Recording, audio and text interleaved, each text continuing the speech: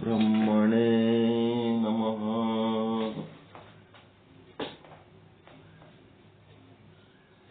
ಸಮಸ್ತ ಶುದ್ಧ ಬ್ರಹ್ಮ ಸ್ವರೂಪರಲ್ಲಿ ಅನಂತ ಅನಂತ ಪ್ರಣಾಮಗಳು.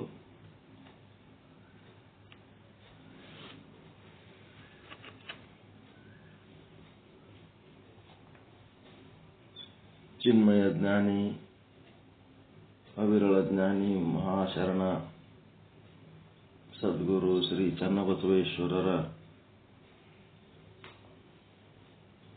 ಷಟಸ್ಥಲ ಸ್ಥಳಕಟ್ಟುಗಳ ಪೈಕಿಯ ಪ್ರಸಾದಿಯ ಜಂಗಮಲಿಂಗ ಸ್ಥಳ ಅಂದ್ರೆ ಪ್ರಾಣಲಿಂಗ ಸ್ಥಳ ಅಂದ್ರೆ ನಮ್ಮೊಳಗಿನ ಕೂಟಸ್ಥನನ್ನು ಅರಿಯುವ ಸ್ಥಳ. ಪ್ರಸಾದಿ ಸ್ಥಳದಲ್ಲಿ ನಮ್ಮೊಳಗಿರುವ ಕೂಟಸ್ಥನನ್ನು ಅರಿಯುವ ಸ್ಥಳ, ಸಾಕ್ಷಿಯನ್ನು ಅರಿಯುವ ಸ್ಥಳ. ಇಲ್ಲಿ 3ನೇ ವಚನ ಏನ್ ಹೇಳ್ತಾರ? ಮಾಡುವರಯ್ಯ ಮರುಳಗೊಂಡಂತೆ ಮಾಡುವರಯ್ಯ, ಭವಿ ಸ್ಥಾವರ ದೀಕ್ಷೆ ಶೈವ ಕರ್ಮದೊಡಗೂಡಿ ಮರ್ಮವನರಿಯದೇ ಮಾಡುವರಯ್ಯ.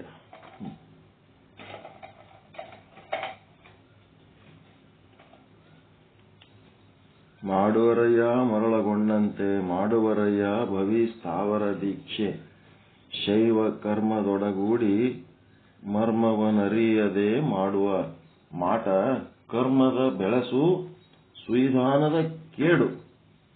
ಕೂಡಲ ಚನ್ನ ಸಂಗಯ್ಯ ನಿಮ್ಮ ಶರಣರನ್ನು ಅನುವರಿದು ಮಾಡುವ ಮಾಟ, ಲಿಂಗ ಜಂಗಮದ ಕೂಟ ಭವಭಂಗದ ಓಟ. ನಿಮ್ಮ ಶರಣರ ಅನುವರಿದು ಮಾಡುವ ಮಾಟ, ಲಿಂಗ ಜಂಗಮದ ಕೂಟ ಭವಭಂಗದ, ಅದು ಭವಭಂಗದ ಓಟ ಅಲ್ಲ, ಭವಬಂಧನದ ಓಟ ಅದು ಆಕ್ಚುಲ್.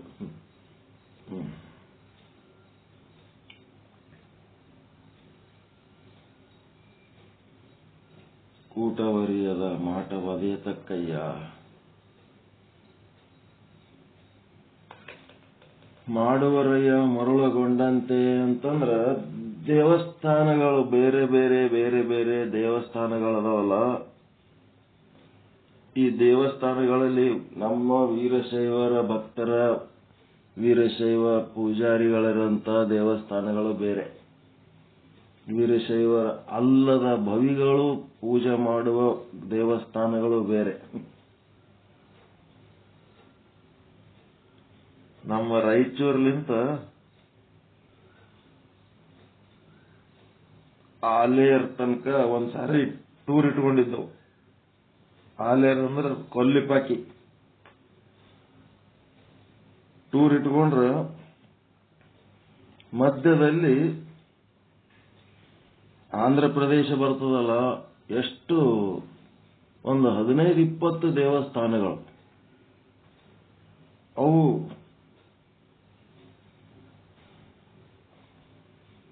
ಬರೀ ವೆಂಕಟೇಶ್ವರನ ದೇವಸ್ಥಾನಗಳು, ವೆಂಕಟರಮಣನ ಗುಡಿಗಳೇ ಎಲ್ಲ. ದೊಡ್ಡ ದೊಡ್ಡ ಗುಡಿಗಳು ಗುಡ್ಡದಾಗ, ದೂರ ದೂರ ಬೈಲೊಳಗ ಅದಾವ. ಅದ್ರೊಳಗೆ ಅರ್ಧಕ್ಕಿಂತ ಜಾಸ್ತಿ ಗುಡಿಗಳು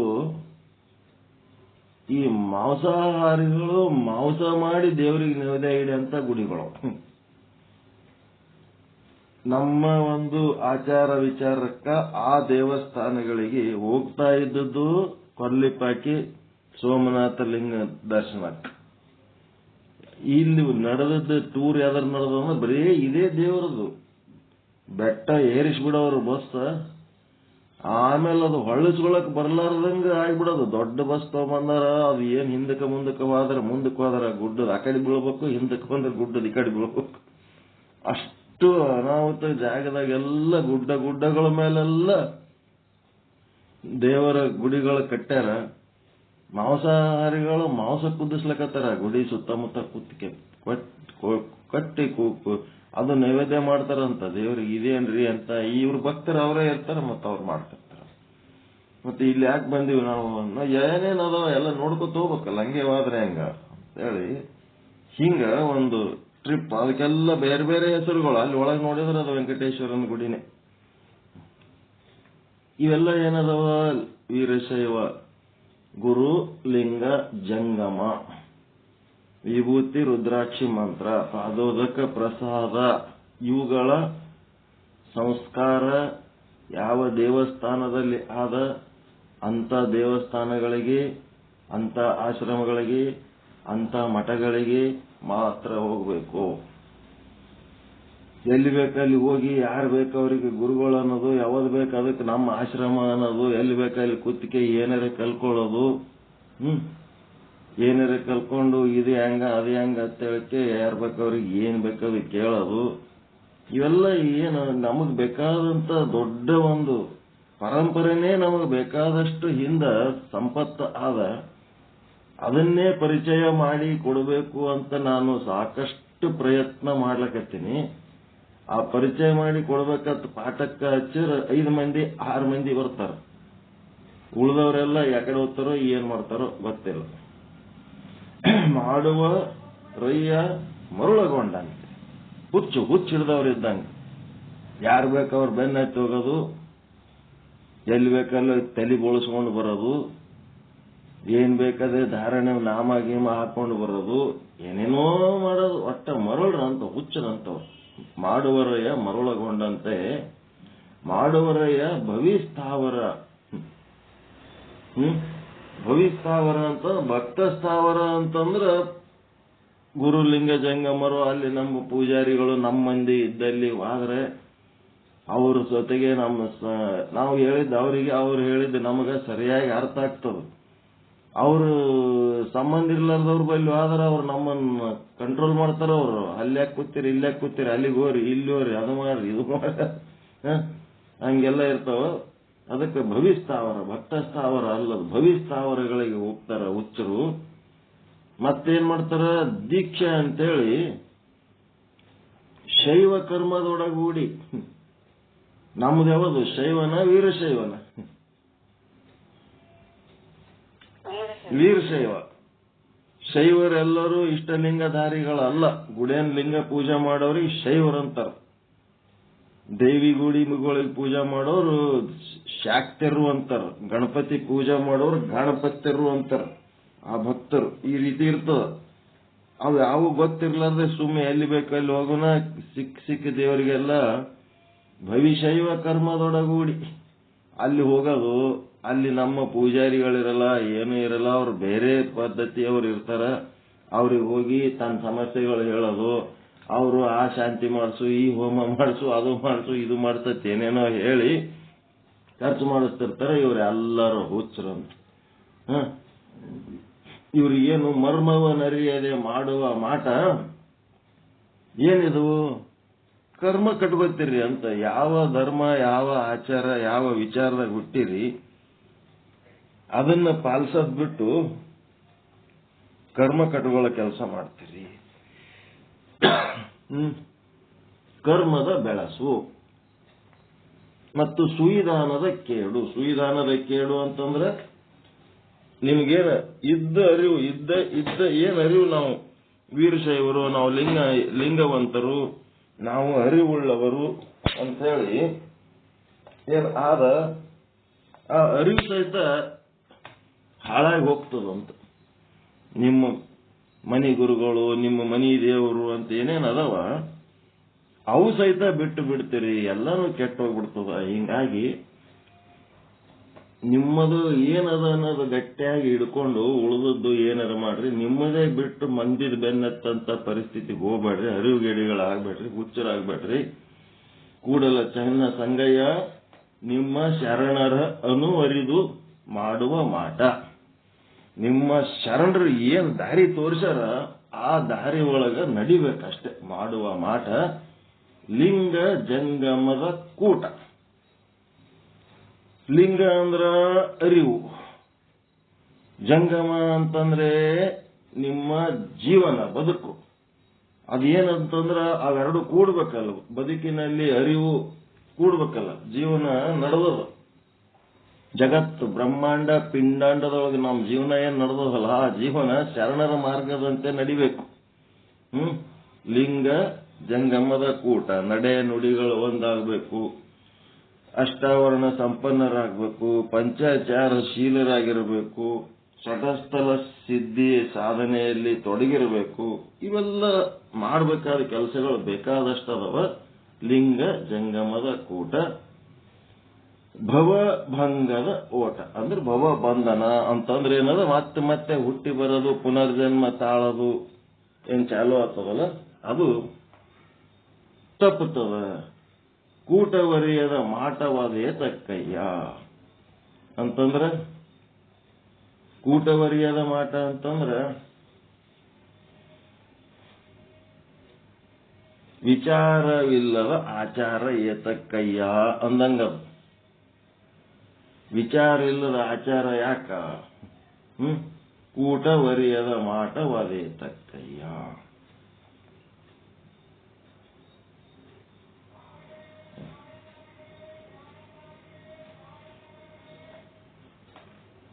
ಇಷ್ಟ ಅದ ನೋಡಿ. ಅದಕ್ಕೆ ಎಲ್ಲೇ ಹೋದರೂ ಸಹಿತ ನಿಮಗೆ ಒಂದು ಧರ್ಮನಿಷ್ಠೆ ಅಂತಿರಬೇಕು. ಅಲ್ಲಿ ಆಚಾರ್ಯರು, ಅಲ್ಲಿ ಪೂಜಾರಿಗಳು, ಅಲ್ಲಿ ವ್ಯವಸ್ಥೆ ಅದು ಭಕ್ತರದೋ ಏನು ಭವಿಗಳದೋ. ಭವಿ ಅಂದ್ರೆ ಲಿಂಗ ಇರ್ಲಾರ್ದವ, ಭಕ್ತ ಅಂದ್ರೆ ಲಿಂಗ ಇದ್ದವ. ಈ ಒಂದು ಬೇರೆ ಸಂಸ್ಕಾರ ಬೇರೆ ವಿಚಾರಗಳು ಇದ್ದಲ್ಲಿ ನೀವು ಹೋಗಿ ನಿಮ್ಮದನ್ನ ಕಳ್ಕೊತೀರಿ, ಹುಚ್ಚರಾಗ್ತೀರಿ, ದಾಂಡ್ರನಿಸ್ಕೋತೀರಿ ಅಂತೇಳಿ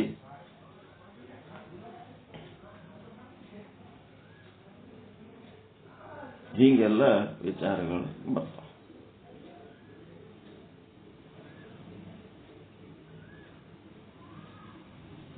ಮತ್ತೆ ಅರ್ಥ ಆಗ್ಯದ ವಚನ ಇದು.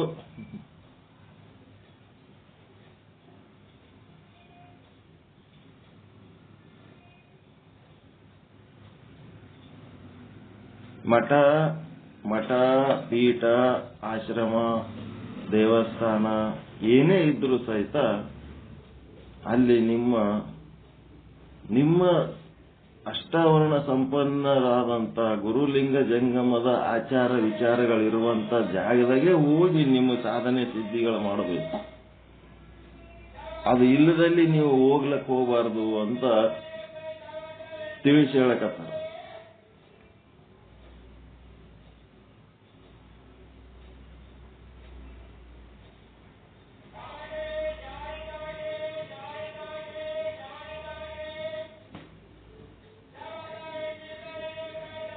ಈಗ ಉದಾಹರಣೆಗೆ ಶರಣರು ಕಂಡ ಶಿವ ಅಂತೇಳಕ್ಕೆ ಬ್ರಹ್ಮಕುಮಾರಿಯವರು ಒಂದು ಕಾರ್ಯಕ್ರಮ ಮಾಡಿ ಲಿಂಗವಂತರನ್ನೆಲ್ಲ ಕುಂದಿರಿಸಿ ಇವರು ದಿನ ಲಿಂಗ ಪೂಜೆ ಮಾಡ್ಕೊಳ್ಳೋರು, ದಿನ ಗುರುಗಳ ಪಾದಕ್ಕೆ ಹೋಗಿ ನಮಸ್ಕಾರ ಮಾಡೋರು. ಇವರು ಆಚಾರ ನಿಷ್ಠರು, ಸದಾಚಾರ ಸಂಪನ್ನರು, ಭಕ್ತರು, ಶಿವಸ್ವರೂಪರು. ಇವರು ಹೋಗಿ ಆ ಬ್ರಹ್ಮಕುಮಾರಿ ಅವರಿಗೆ ಗುರುಗಳು ಮಾಡಿ ಅವ್ರ ತಳಕ್ ಕೂತ್ ಇವ್ರ ಪಾಠ ಕೇಳ್ತಾರ. ಅವ್ರ ಕೊಳ್ಳಾಗ ಲಿಂಗ ಇಲ್ಲ, ಅವ್ರ ಕೊಳ್ಳಾಗ ವಿಭೂತಿ ಇಲ್ಲ, ರುದ್ರಾಕ್ಷಿ ಇಲ್ಲ, ಮಂತ್ರ ಇಲ್ಲ, ಪಾದೋದಕ ಇಲ್ಲ, ಪ್ರಸಾದ ಇಲ್ಲ. ಅವರಿಗೆ ಗುರು ಲಿಂಗ ಜಂಗಮ ಅಂತ ಏನು ಅಂತ ಅದ್ರ ಮರ್ಮ ಗೊತ್ತಿಲ್ಲ. ಅವ್ರ ಬಳಿ ಹೋಗಿ ಇವ್ರ ಪಾಠ ಕೇಳ್ತಾರ. ಅವ್ರಿಗೆ ಇವ್ರು ಹೇಳ್ಬೇಕಾ, ಇವ್ರಿಗೆ ಅವ್ರು ಹೇಳ್ಬೇಕಾ?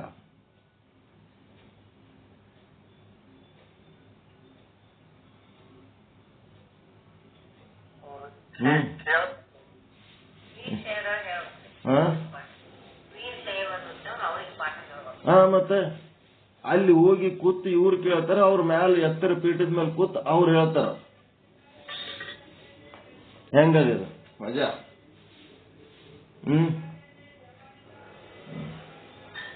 ಓಕೆ. ನಾಗರತ್ನಮ್ಮ ಅವರು ಏನೋ ಕಂಟಿನ್ಯೂ ಮಾಡಕತ್ತಿದ್ರಿ, ಕಂಟಿನ್ಯೂ ಮಾಡ್ರಿ. ಇನ್ನ ಒಂದು 15-20 ನಿಮಿಷ ಬಿಟ್ಟು ಬರ್ತೇನೆ. ಮನೆಗೆ ಯಾರಿಲ್ಲ, ಮನೆ ಕೆಲಸದ ಹೆಣ್ಮಗಳು ಬಂದಾಳ, ಎಲ್ಲ ಬಾಂಡೆ ಕೊಡೋ ಕೆಲಸ ಅದ ನನಗ. ಒಂದು 15-20 ನಿಮಿಷ ಬಿಟ್ಟು ಮತ್ತೆ ಜಾಯಿನ್ ಆಗ್ತೇನೆ. ಬೆಳಿಗ್ಗೆ ಫಸ್ಟಿಗೆ ಬಂದು ಮುಗಿಸ್ಕೊಂಡು ಹೋಗ್ತಾಳತ್ತ ಎಲ್ಲ ತಯಾರು ಮಾಡ್ಕೊಂಡು ಕೂತ ಬರಲಿಲ್ಲ. ಈಗ ಬಂದ. ಮತ್ತು ಅವ್ರು ಯಾವಾಗ ಬಂದಿರ್ತಾರೋ ಕೊಟ್ಬಿಟ್ಟು ನೀವೇನು ಮಾಡ್ತೀರಿ ಮಾಡ್ರಿ, ಉಳ್ದದ್ದು ಆಮೇಲೆ ಮಾಡ್ತೀರಿ ನಾವು. ಏನು ಹೇಳ್ತೀರಿ ಈಗ ನೀವು? ಯೋಗ ವಾಸಿಷ್ಠ ಹೇಳ್ತೀರಾ? ಹೇಳ್ರಿ. ಒಂದು 15-20 ನಿಮಿಷ ಬಿಟ್ಟು ಬರ್ತೀನಿ. ಅವ್ರಿಗೇನು ಬಟ್ಟೆನೇನು ಹಾಕಿ ಕೊಡೋದು ಇರ್ತವೆ.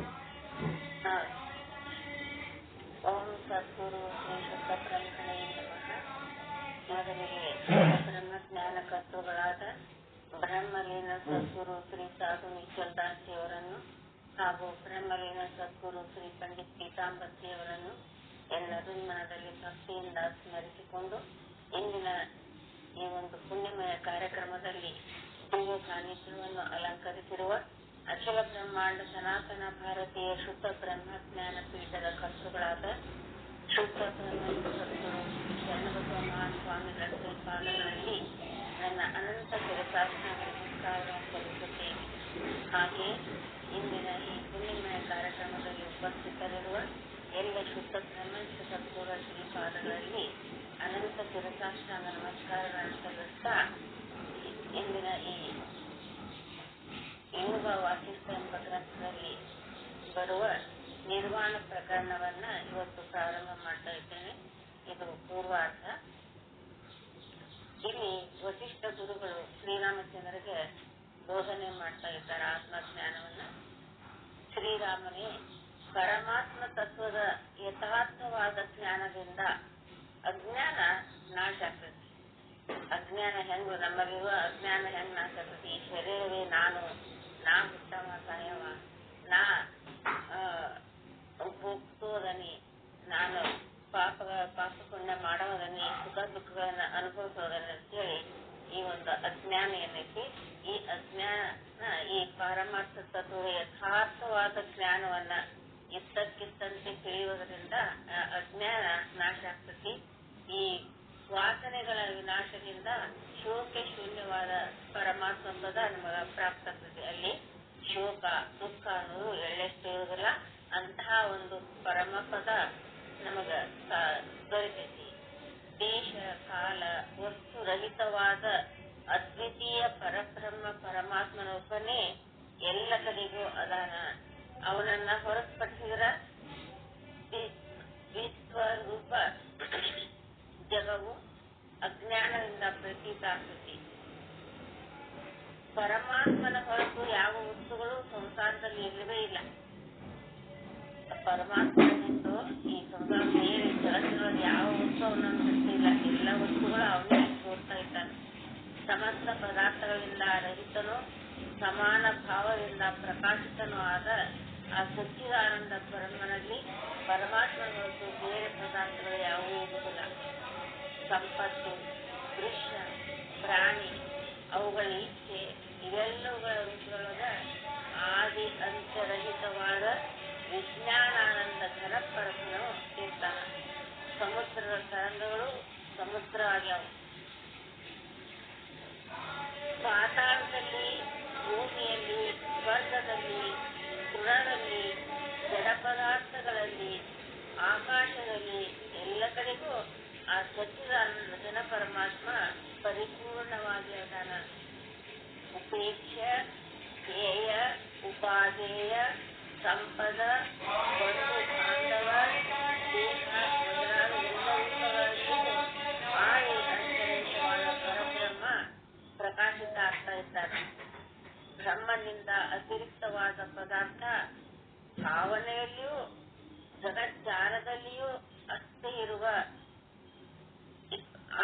ಇರುವವರೆಗೆ ಚಿತ್ತ ಮೊದಲಾದವುಗಳ ಕಲ್ಪನೆ ಇರ್ತದೆ.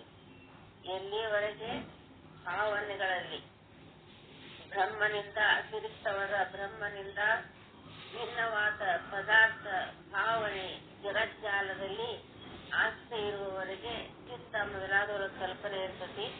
ಈ ದೇಹದಲ್ಲಿ ಅಹಂಭಾವನೆ ಇರುವವರೆಗೆ, ನಾನು ನನ್ನದು ಅನ್ನೋದು ಇರುವವರೆಗೆ ದೃಶ್ಯದಲ್ಲಿ ಆತ್ಮರೂಪತೆ ಅಲ್ಲಿ ಉಳಿದದ್ದು. ಇದು ನನ್ನದು ಎಂಬ ಆಸ್ತೆಯು ಎಲ್ಲಿಯವರೆಗೆ ಇರ್ತದೋ ಅಲ್ಲಿವರೆಗೆ ಚಿತ್ತರೂಪ ಭ್ರಮೆ ಅಲ್ಲಿ ಇರ್ತದೆ. ಎಲ್ಲಿಯವರೆಗೆ ಪೂರ್ಣತೆ ಉದಯ ಆಗುವುದಿಲ್ಲೋ, ಸಜ್ಜನರ ಸಂಸರ್ಗದಿಂದ ಒಂದು ಸಜ್ಜನರ ಸಂಪರ್ಕದಿಂದ ಎಲ್ಲಿಯವರೆಗೆ ಅಜ್ಞಾನದ ವಿನಾಶ ಆಗುವುದಿಲ್ಲೋ ಅಲ್ಲಿಯವರೆಗೆ ಚಿತ್ತ ಮೊದಲಾಗುಗಳು ಪತನದ ದಾರಿಯನ್ನ ಹಿಡಿದಿರ್ತಾವ. ಸಚ್ಚಿದಾನಂದ ಪರಮಾತ್ಮನ ಯಥಾರ್ಥವಾದ ಅನುಭವ ಪ್ರಭಾವದಿಂದ ಜಗತ್ತಿನ ವಾಸನೆಗಳು ಎಲ್ಲಿಯವರೆಗೆ ನಷ್ಟ ಆಗುವುದಿಲ್ಲೋ ಅಲ್ಲಿಯವರೆಗೆ ಈ ಚಿತ್ತ ಮೊದಲಾದವು ಪ್ರತೀತಿ ಆಗ್ತಾವು. ಅಜ್ಞಾನ ರೂಪವಾದ ಮೂರ್ಖತೆಯು ಇರುವವರೆಗೆ ಈ ವಿಷಯಾಭಿಲಾಷೆ ಮೂರ್ಖತೆ ಅಲ್ಲಿ ಇರ್ತದೆ. ಎಲ್ಲಿಯವರೆಗೆ ಆತ್ಮಜ್ಞಾನ ರೂಪವಾದ ಮೂರ್ಖತೆಯು ಇರುವವರೆಗೆ ವಿಷಯಾಭಿಲಾಷೆಯ ಮೂರ್ಖತೆ ಸ್ಥಿತವಾಗಿರ್ತದೆ. ಎಲ್ಲಿಯವರೆಗೆ ಮೂರ್ಖತಾವಶವಾದ ಮೋಹ ಇರ್ತದೋ ಅಲ್ಲಿಯವರೆಗೆ ಈ ಚಿತ್ತ ಮೊದಲಾಗುವ ಕಲ್ಪನೆಗಳು ಇರ್ತಾವ. ಯಾವನ ಅಂತಃಕರಣ ಭೋಗಗಳಲ್ಲಿ ಒಂದು ಆಸ್ತೆ ಹೊಂದಿರ್ತದೋ, ಯಾವನು ಸುಶೀಲತ ನಿರ್ವಾಣ ಪದವನ್ನು ಹೊಂದಿರ್ತಾನೋ, ಯಾವನ ಆಶಾಪಾಶಗಳ ಜಾಲ ವಿಚ್ಛಿನ್ನವಾಗಿರುವುದು, ಯಾವನ ಆಶಾಪಾಶಗಳ ಜಾಲ ವಿಚ್ಛಿನ್ನವಾಗಿರ್ತದೋ ಅವನ ಚಿತ್ತರೂಪಿಯಾದ ಭ್ರಮೆಯು ನಷ್ಟವಾಗಿ ಹೋಗ್ತದೆ. ಪರಮಾತ್ಮನ ಸಗುಣ ನಿರ್ಗುಣ ಸ್ವರೂಪವನ್ನ ಸಾಕ್ಷಾತ್ಕಾರ ಮಾಡಿಕೊಂಡ ಜೀವನ್ಮುಕ್ತ ಮಹಾತ್ಮನ ಈ ಪವಿತ್ರವಾದ ಅಂತಃಕರಣ ತಾತ್ವಿಕ ಅಂತೇಳಿ ಕರೆಸ್ಕೊಳ್ತದೆ. ಪರಮಾತ್ಮನ ಸಗುಣ ನಿರ್ಗುಣ ಸ್ವರೂಪವನ್ನ ಸಾಕ್ಷಾತ್ಕಾರ ಮಾಡಿಕೊಂಡ ಜೀವನ್ಮುಕ್ತ ಮಹಾತ್ಮನ ಪವಿತ್ರವಾದ ಅಂತಃಕರಣ ಸಾತ್ವಿಕ ಅಂತ ಅನ್ಸ್ಕೊತತಿ. ನಿಷ್ಪಾಪ ಶ್ರೀರಾಮನೇ ಸಮುದ್ರದಲ್ಲಿ ಏಳುವ ಅಸಂಖ್ಯ ತರಂಗಗಳಿಗೆ ಜಲವು ಹೆಂಗ ಮೂಲವಾಗಿತ್ತು, ನಾನಾ ಪ್ರಕಾರದ ಅಸಂಖ್ಯ ಬ್ರಹ್ಮಾಂಡಗಳ ಉತ್ಪತ್ತಿ ಧಾರಣ ಮಾಡುವ ಚೇತನ ನೀಯಾಗಿರಿ. ಅಂದ್ರ ನಿನ್ನಿಂದಲೇ ಈ ಎಲ್ಲ ಬ್ರಹ್ಮಾಂಡಗಳು ಉತ್ಪತ್ತಿಯಾಗ್ಯಾವು. ನಾಮರೂಪವು ಆಕಾಶದಂತೆ ಸೌಮ್ಯವಾಗೈತಿ. ದೊಡ್ಡ ದೊಡ್ಡ ಬ್ರಹ್ಮಾಂಡ ರೂಪಿ ತರಂಗಗಳಿಂದ ಘನವೂ ಆಗೈತಿ. ಪ್ರಕಾಶಮಯ ಪರಮಾತ್ಮ ಚೈತನ್ಯ ಸ್ವರೂಪ ಸಮುದ್ರವು ನೀನೇ ಆಗೈತಿ. ಅಗ್ನಿಯಿಂದ ಉಷ್ಣತ್ವ ಬೇರೆ ಇಲ್ಲ. ಹಂಗ ಅಗ್ನಿಯೊಳಗ ಅದರ ಒಂದು ಉಷ್ಣತ್ವ ಬೇರೆ ಇಲ್ಲ. ಕಮಲಗಳಿಂದ ಸುಗಂಧ ಅದರಿಂದ ಭಿನ್ನವಾಗಿಲ್ಲ. ಕಜ್ಜಲದಿಂದ ಕಪ್ಪು ಬೇರೆಯಾಗಿಲ್ಲ. ಹಿಮದಿಂದ ಧವಳಕ್ಕೆ ಭಿನ್ನವಾಗಿಲ್ಲ. ಇಕ್ಷುವಿನಿಂದ ಮಾಧುರ್ಯ ಬೇರೆಯಾಗಿಲ್ಲ.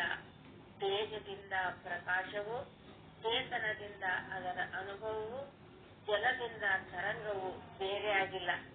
ಅವು ಅವಿನಾಭಾವ ಸಂಬಂಧದಿಂದ ಅದಾವು. ಅವನ್ನ ಬಿಡಿಸಿ ಬೇರೆ ಮಾಡಕ್ಕೂ ಬರೋದಿಲ್ಲ, ಬೆರೆಸಿ ಒಂದು ಮಾಡಕ್ಕೂ ಬರೋದಿಲ್ಲ. ಅದರಂತೆ ಈ ಸಚ್ಚಿದಾನಂದ ಬ್ರಹ್ಮನಿಂದ ಚರಾಚರ ಜಗತ್ತು ಕೂಡ ಭಿನ್ನವಾಗಿಲ್ಲ. ಯಾಕಂದ್ರೆ ಬ್ರಹ್ಮ ಎಲ್ಲದಕ್ಕೂ ಕಾರಣಜನ. ಆದ್ದರಿಂದ ಈ ಚೇತನದಿಂದ ಅವನ ಅನುಭವ ಭಿನ್ನ ಆಗಿರುವುದಿಲ್ಲ. ಅನುಭವದಿಂದ ಅಹಂ ಭಿನ್ನವಲ್ಲ. ಅಹಂದಿಂದ ಜೀವ ಭಿನ್ನವಲ್ಲ. ಜೀವದಿಂದ ಮನವು, ಮನದಿಂದ ಇಂದ್ರಿಯಗಳು, ಇಂದ್ರಿಯಗಳಿಂದ ದೇಹವು, ದೇಹದಿಂದ ಈ ಜಡದೃಶ್ಯವಾದ ಜಗತ್ತು ಭಿನ್ನವಾಗಿರುವುದಿಲ್ಲ. ಜಗತ್ತಿನಿಂದ ಭಿನ್ನವಾದ ಯಾವ ಪದಾರ್ಥನೂ ಇಲ್ಲವೇ ಇಲ್ಲ. ಈ ದೃಶ್ಯಮಾನವಾದ ಜಗದ್ರೂಪಿ ಚಕ್ರವನ್ನ ಚಿನ್ಮಯ ಪರಮಾತ್ಮ ಅನಾದಿ ಕಾಲದಿಂದ ತನ್ನ ಸಂಕಲ್ಪದ ಮುಖಾಂತರವಾಗಿ ಅಲ್ಲಿ ಪ್ರವೃತ್ತಿಗೊಳಿಸ್ತಾನೆ. ನಿಜವಾಗಿ ಅವನು ಏನನ್ನೂ ನಿರ್ಮಿಸಿದವಲ್ಲ. ವಿಭಾಗರಹಿತವಾದ ಸಚ್ಚಿದಾನಂದ ರೂಪವಾದ ಆಕಾಶ ಸಹ ತನ್ನಲ್ಲಿ ತಾನೇ ಸ್ಥಿತವಾಗೈತಿ. ಅದರ ಹೊರತು ಬೇರೆ ಯಾವುದೂ ಇರುವುದಿಲ್ಲ. ಜ್ಞಾನಿಗಳು ಇಂದ್ರಿಯಗಳ ಹಾಗೂ ಮನದ ವ್ಯವಹಾರಗಳನ್ನು ಮಾಡ್ತಿದ್ರು. ಜ್ಞಾನಿಗಳು ಇಂದ್ರಿಯಗಳ ಹಾಗೂ ಮನದ ವ್ಯವಹಾರಗಳನ್ನ ಮಾಡ್ತಾ ಇದ್ರು, ಏನು ಮಾಡದಂತೆ ಇರ್ತಾರ. ಶ್ರೀರಾಮನೇ, ನೀನು ಆಕಾಶದಂತೆ ನಿರ್ಮಲನಾಗಿದ್ದಿ. ಬಹಿರಂಗದಲ್ಲಿ ವರ್ಣಾಶ್ರಮ ಅನುಕೂಲವಾದ ಆಚರಣೆಯನ್ನ ಮಾಡ್ತಿದ್ದಿ. ವರ್ಣಾಶ್ರಮಗಳಿಗೆ ಅನುಕೂಲವಾದ ಆಚರಣೆಗಳನ್ನ ಮಾಡ್ತಾ ಇದ್ದಿ. ಹರ್ಷ ಮತ್ತು ಈರ್ಷೆಗಳಿಂದ ರಹಿತನಾಗಿದ್ದಿ. ರಾಗದ್ವೇಷಗಳಿಂದ ನೀನು ರಹಿತನಾಗಿದ್ದಿ. ನಿನ್ನಲ್ಲಿ ರಾಗದ್ವೇಷಗಳು ಎಳ್ಳಷ್ಟು ಇಲ್ಲ. ಕಠೋರ ಶತ್ರುವನ್ನು ಸಹ ಮಿತ್ರ ರೂಪದಿಂದ ಕಾಣುವವನು ಜ್ಞಾನಿ ಮಹಾತ್ಮ ಜನ. ಯಾವನಲ್ಲಿ ನಾನು ಕರ್ತೃವಿರುವೆನು, ನಾನು ಮಾಡುವವನು ಎಂಬ ಭಾವವಿರುವುದಿಲ್ಲವೋ, ಯಾವನ ಬುದ್ಧಿಯು ಈ ಸಂಸಾರ ಪದಾರ್ಥಗಳಲ್ಲಿಯೂ ಕರ್ಮಗಳಲ್ಲಿಯೂ ಕೂಡಿಕೊಂಡಿರುವುದಿಲ್ಲವೋ, ಆ ಪುರುಷನಿಂದ ಕರ್ಮಗಳು ಒಂದು ಘಟಿಸಿದರೂ ಕೂಡ ಅವನು ಆ ಪಾಪಗಳಿಗೆ ಅಧಿಕಾರಿ ಮಾತ್ರ ಆಗುವುದಿಲ್ಲ. ಅವನಿಗೆ ಯಾವ ಪಾಪಗಳು ಅಂಟುವುದಿಲ್ಲ. ತ್ರಿಕಾಲದಲ್ಲಿ ಅಸ್ತಿತ್ವವಿಲ್ಲದ ಮಾಯಾ ಶಬ್ದವು ವ್ಯಾವಹಾರಿಕ ಸತ್ಯವು ಜ್ಞಾನಕ್ಕಾಗಿ ಪ್ರಯೋಗಿಸಲ್ಪಟ್ಟೈತಿ. ಯಥಾರ್ಥವಾದ ಜ್ಞಾನದಿಂದ ಅದು ನಿಸ್ಸಂದೇಹವಾಗಿ ನಷ್ಟ ಆಗಿ ಹೋಗ್ತೈತಿ. ನಾವು ಯಾವಾಗ ಯಥಾರ್ಥವಾದ ಜ್ಞಾನವನ್ನು ಪಡಿತೀವಿ ಅವಾಗ ಆ ಒಂದು ಅಸ್ತಿತ್ವವಿಲ್ಲದ ಮಾಯೆ ನಾಶ ಆಗಿ ಹೋಗ್ತೈತಿ. ಮನ, ಬುದ್ಧಿ, ಅಹಂಕಾರ, ಇಂದ್ರಿಯ ಮೊದಲಾದವುಗಳು ಈ ಜಡತಾರಹಿತ ಏಕಮಾತ್ರ ಅಚಿನ್ಮಯ ಪರಮಾತ್ಮ ರೂಪವಾಗೈತಿ. ಜೀವಾತ್ಮನಾದರೂ ಪರಮಾತ್ಮನಿಂದ ಅವನು ಕೂಡ ಭಿನ್ನ ಆಗಿಲ್ಲ. ಆ ಜೀವಾತ್ಮ ಪರಮಾತ್ಮ ಒಂದೇ ಆಗ್ಯಾರ. ಅಜ್ಞಾನಿಯಾದ ಪುರುಷನ ಅಜ್ಞಾನದ ದೇಹದಲ್ಲಿ, ಅಜ್ಞಾನಿಯಾದ ಪುರುಷನ ಅಜ್ಞಾನವಶ ದೇಹದಲ್ಲಿ ಆತ್ಮಭಾವನೆಯು ಉತ್ಪನ್ನ ಆಗ್ತದೆ. ಆಗ ಮನುಷ್ಯ ಇಂದ್ರಿಯಗಳು ದೋಷಪೂರ್ವಕ ಶತ್ರುಗಳಾಗಿ ಅವನನ್ನ ಪರಾಜಿತಗೊಳಿಸ್ತವು. ಆದ್ರೆ ವಿವೇಕಿಯಾದ ಪುರುಷ ಜ್ಞಾನದಿಂದ ಆ ಪರಮಾತ್ಮ ರೂಪದಲ್ಲಿ ಸಿದ್ಧನಾಗ್ತಾನೆ. ಆ ನಿರ್ದೋಷಿ ಪುರುಷನ ಇಂದ್ರಿಯಗಳು ಸಂತೋಷಪೂರ್ವಕವಾಗಿ ಮೈತ್ರಿಯಿಂದ ನಡೆದು ಅವನ ಒಂದು ಉದ್ಧಾರಕ, ಅವನ ಒಂದು ಏಳಿಗೆಗೆ ಕರ್ಮರತ ಜ್ಞಾನಿ ಪುರುಷನ ನಿಂದನೀಯವಾದ ಭೋಗ್ಯ ಪದಾರ್ಥಗಳನ್ನ ಅವ ಸೇವಿಸುವುದಿಲ್ಲ. ಜ್ಞಾನಿ ಪುರುಷ, ಕರ್ಮರತನಾದ ಜ್ಞಾನಿ ಪುರುಷ ನಿಂದನೀಯವಾದ ಭೋಗ್ಯ ಪದಾರ್ಥಗಳನ್ನ ಸೇವಿಸುವುದಿಲ್ಲ. ಪ್ರಕಾಶ ಅಂಧಕಾರ, ಬೆಳಕು ಕತ್ತಲುಗಳು ಅತ್ಯಂತ ಭಿನ್ನವಾಗಿರುವಂತೆ ಶರೀರ ಹಾಗೂ ಆತ್ಮ ಇವು ಭಿನ್ನವಾಗಿವೆ. ಶರೀರವು ಜಡವೂ ನಿತ್ಯವೂ ಆಗಿರುವುದು. ಚೇತನ ರೂಪ ಆತ್ಮವು ಸತ್ಯವಾದದ್ದಾಗಿತಿ. ಆತ್ಮವು ಶರೀರಕ್ಕೆ ಸಂಬಂಧವುಳ್ಳದ್ದಾಗಿಲ್ಲ. ಸಮಸ್ತ ಭಾವ ವಿಕಾರಗಳಿಂದ ನಿತ್ಯ ಮುಕ್ತವೂ ನಿರ್ಲಿಪ್ತವೂ ಆದ ಆತ್ಮವು ಉತ್ಪನ್ನ ಆಗುವುದಿಲ್ಲ, ವಿನಷ್ಟನೂ ಆಗುವುದಿಲ್ಲ. ವಿಭಿನ್ನ ದೃಷ್ಟಿಯಿಂದ ನೋಡಿದ್ರೂ ಸದ್ರೂಪ ಬ್ರಹ್ಮ ಎಂದು ಅಸದ್ರೂಪ ಆಗುವುದೇ ಇಲ್ಲ. ಅದರಂತೆ ಸರ್ವ ವ್ಯಾಪಕ ಜೀವಾತ್ಮನು ಶರೀರಕ್ಕೆ ಎಷ್ಟು ಸಂಬಂಧ ಆಗುವುದಿಲ್ಲ. ಸರ್ವ ವ್ಯಾಪಕವಾದ ಈ ಜೀವಾತ್ಮ ಶರೀರಕ್ಕೆ ಎಷ್ಟು ಸಂಬಂಧ ಆಗುವುದಿಲ್ಲ. ಜಲದಲ್ಲಿಯ ಕಮಲ ಜಲಕ್ಕೆ ಹೆಂಗ ಸಂಬಂಧ ಆಗುವುದಿಲ್ಲೋ, ನೀರಿನಲ್ಲಿಯ ಕಮಲ ಹೆಂಗ ನೀರನ್ನ ಅಂಟಿಸಿಕೊಳ್ಳುವುದಿಲ್ಲೋ, ಹಾಗೆ ಈ ದೇಹಸ್ಥಿತ ಜೀವಾತ್ಮ ದೇಹಕ್ಕೆ ಸಂಬಂಧ ಆಗುವುದಿಲ್ಲ. ಪರಮಾತ್ಮ ಸಾಕ್ಷಾತ್ಕಾರವಾದ ಮೇಲೆ ಆ ಪರಮಾತ್ಮ ಸತ್ಯ ರೂಪ ಪರಮಾತ್ಮನಲ್ಲಿ ಸ್ಥಿತವಾಗ್ತೈತಿ.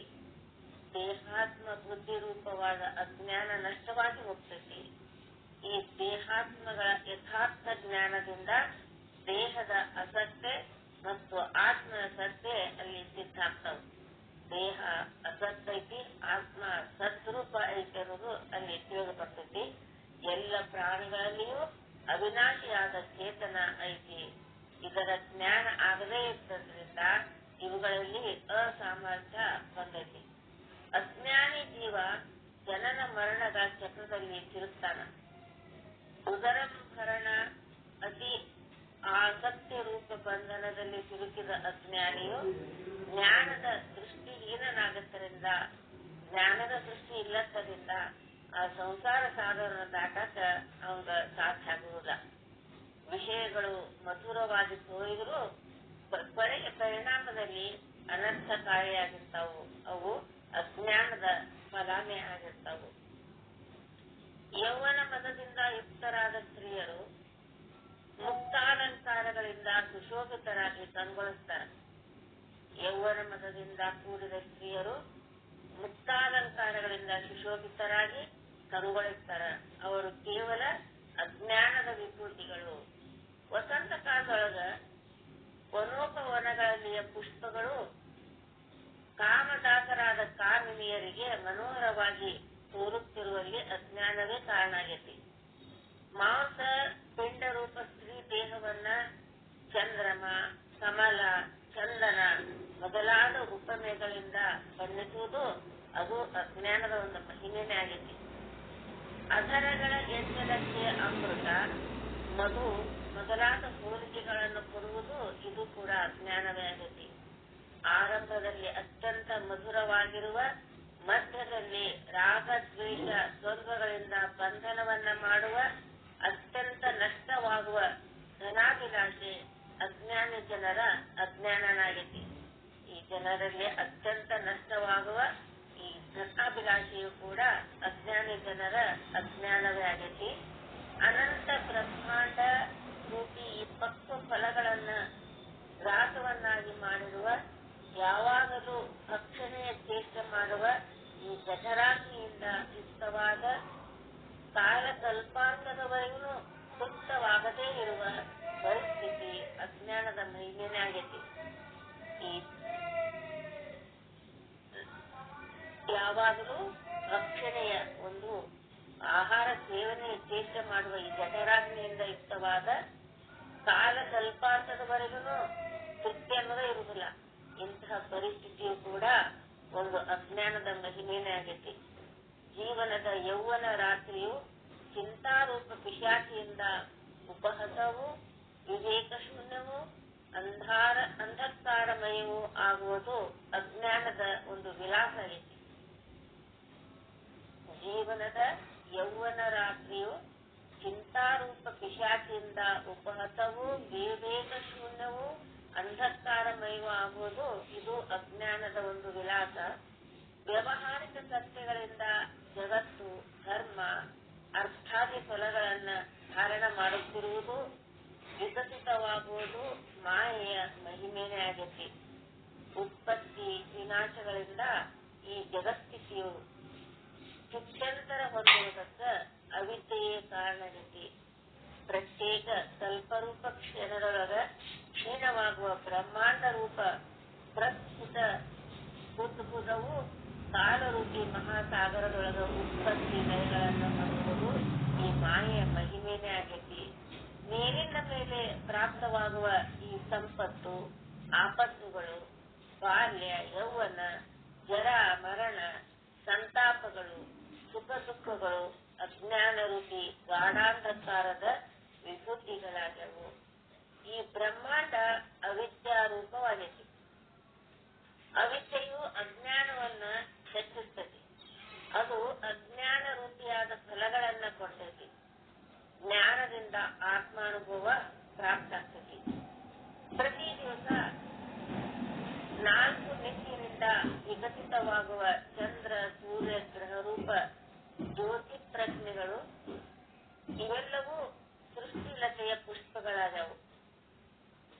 ನಕ್ಷತ್ರ ಪುಂಜಗಳು ಮೊಗ್ಗೆಗಳಾಗಿವೆ. ಅವಿದ್ಯೆಯು ಸೃಷ್ಟಿಯಲ್ಲಿ ಹಿಂದೆಯೂ ಇತ್ತು, ಈಗಲೂ ಐತಿ. ಅವಿಚಾರಗಳ ಸಂಬಂಧದಿಂದ ವಿಚಾರ ಮಾಡದೇ ಇರುವುದರಿಂದ ಇದು ಸಂಸಾರ ರೂಪ ವಿಷ ಬಾಧೆಗೆ ಒಳಪಟ್ಟು ಮನುಷ್ಯನನ್ನ ಮೋಹನಗೊಳಿಸ್ತೈತಿ. ವಿವೇಕಪೂರ್ವಕವಾದ ವಿಚಾರದಿಂದ ಅದು ನಷ್ಟ ಆಗಿ ಹೋಗ್ತೈತಿ. ವಿನಾಶಶೀಲವಾದ ಅವಿದ್ಯೆಯು ವಿವೇಕ ವೈರಾಗ್ಯ ಪೂರ್ವಕವಾದ ಯಥಾರ್ಥವಾದ ಜ್ಞಾನದಿಂದ ವಿನಾಶ ಹೊಂದಿದ ಮೇಲೆ ವಿಜ್ಞಾನಾನಂದ ಘನ ಪರಮಾತ್ಮನ ಪ್ರಾಪ್ತಿ ಆಗ್ತೈತಿ. ಈ ಪರಮಾತ್ಮನ ಸಂಕಲ್ಪದಿಂದ ಕಲಾರೂಪವಾದ ಪ್ರಕೃತಿ ಪ್ರಕಟ ಆಗ್ತೈತಿ. ಪ್ರಕೃತಿ ಸತ್ವ, ರಜ, ತಮ ಈ ಗುಣಗಳಿಂದ ಕೂಡಿಕೊಂಡೈತಿ. ಈ 3 ಗುಣಗಳಿಂದ ಕೂಡಿದ ಪ್ರಕೃತಿ ಅವಿದ್ಯೆಯಾಗೈತಿ. ಇದೇ ಪ್ರಾಣಿಗಳ ಸಂಸಾರ ಕೂಡ ಆಗೈತಿ. ಈ ಪ್ರಕೃತಿಯಿಂದ ಪಾರಾಗುವುದೇ ಈ ಪರಮ ಪದ ಪ್ರಾಪ್ತಿ. ಈ ಒಂದು ಪ್ರಕೃತಿಯಿಂದ ನಾವು ಪಾರಾಗುವುದೇ ಅಂದ್ರೆ ತ್ರಿಗುಣಾತೀತನಾಗುವುದೇ ಪರಮ ಪದದ ಪ್ರಾಪ್ತಿ. ಶ್ರೀರಾಮನೇ ಋಷಿ ಮುನಿಗಳು, ಸಿದ್ಧ ವಿದ್ಯಾಧರರು, ದೇವತೆಗಳು, ಪ್ರಕೃತಿಯ ಸಾತ್ವಿಕ ಅಂಶ ಅದ. ಪ್ರಕೃತಿಯ ಶುದ್ಧ ಸತ್ವಾಂಶವೇ ವಿದ್ಯೆ. ಪರಮಾತ್ಮನಲ್ಲಿ ವಿದ್ಯೆ ಅವಿದ್ಯೆಗಳು ಇರುವುದಿಲ್ಲ. ವಿದ್ಯೆ ಅವಿದ್ಯೆಗಳನ್ನ ಪರಿತ್ಯಾಗ ಮಾಡಿದ ಮೇಲೆ ಅವಶಿಷ್ಟವಾಗಿ ಉಳಿಯುವುದನೇ ಆ ಪರಬ್ರಹ್ಮ ಪರಮಾತ್ಮ. ಅವಿದ್ಯೆಯಿಂದ ಪರಮಾತ್ಮನ ಯಥಾರ್ಥವಾದ ಜ್ಞಾನ ಆಗುವುದಿಲ್ಲ. ಹೆಂಗ ಅಯಸ್ಕಾಂತ ಮಣೆಯ ನಿಕಟವರ್ತಿಯಾದ ಲೋಹ ಕ್ರಿಯಾಶೀಲ ಆಗುವಂತೆ, ಹೆಂಗ ಒಂದು ಅಯಸ್ಕಾಂತ ಮಣೆಯ ಹತ್ತಿರವಿದ್ದ ಒಂದು ಲೋಹ, ಒಂದು ಕಬ್ಬಿಣದ ತುಂಡು ಹೆಂಗ ಅದು ಕ್ರಿಯೆಗೆ ಒಳಗಾಗ್ತದೆ, ಏಕ ಮಾತ್ರ ಚಿನ್ಮಯ ಪರಮಾತ್ಮನ ಒಂದು ಸ್ವಕಾಶದಿಂದ ದೇಹಾದಿ ಪದಾರ್ಥಗಳು ಕ್ರಿಯಾಶೀಲ ಆಗ್ತಾವು. ಶ್ರೀರಾಮ ಹೇಳ್ತಾನ, ಪ್ರಭುವೇ, ಘನೀಭೂತವಾದ ಅಜ್ಞಾನವನ್ನು ಪ್ರಾಪ್ತ ಮಾಡಿಕೊಂಡ ಜೀವಿಗಳು ಯಾವ ಬಗೆಯಿಂದ ವೃಕ್ಷ, ಅತ್ರಿ ಮೊದಲಾದ ಸ್ಥಾವರ ಯೋನಿಗಳನ್ನು ಹೊಂದುತ್ತಾವು ಅಂತ ಹೇಳಿ ಪ್ರಶ್ನೆ ಮಾಡ್ತಾರ. ಅದಕ್ಕೆ ವಶಿಷ್ಠ ಮುನಿಗಳು ಉತ್ತರವನ್ನ ಏನ್ ಹೇಳ್ತಾರ ಅನ್ನೋದನ್ನ ಮತ್ತೆ ಮುಂದಿನ ಅವಧಿಯಲ್ಲಿ ನೋಡೋಣ ಅಂತ ಹೇಳ್ತಾ, ಈ ನನ್ನ 4 ಪುಷ್ಪಗಳನ್ನ ಸದ್ಗುರುವಿನ ಶ್ರೀಚರಣಾರ್ಪಿಸಿ ಈ ನನ್ನ ಮಾಡಿದ ಶರಣ ಮಾಡ್ತೀರ.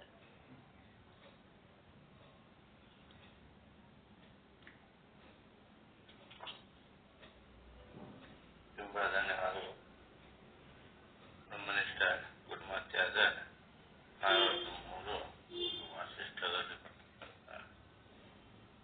ನಾನು ಎಲ್ಲ ಪರಿಚಯ ಮಾಡಿಕೊಟ್ಟು ಅವರಿಗೆ ಹೃತ್ಪೂರ್ವಕವಾದಂತಹ ಅಭಿನಂದನೆಗಳು. ಬಂದ್ರಲ್ಲಿ ಗುರುಗಳು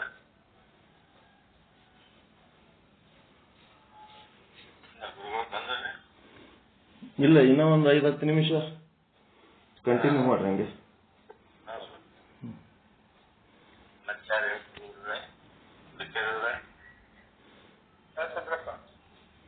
ಈಗ ಶುದ್ಧ ಬ್ರಹ್ಮನಿಂದ ತಜ್ಞವಾದಂತ ಹುಡುಗಿಯರು ಯಾವ್ದು ಬೋಧಾಮೃತ ಸಾರವನ್ನು ನಮಗೆ ಹೇಳ್ತಾರೆ. ಸವನಾಲಂಬಿಕು ಅಂತ ಹೇಳಿ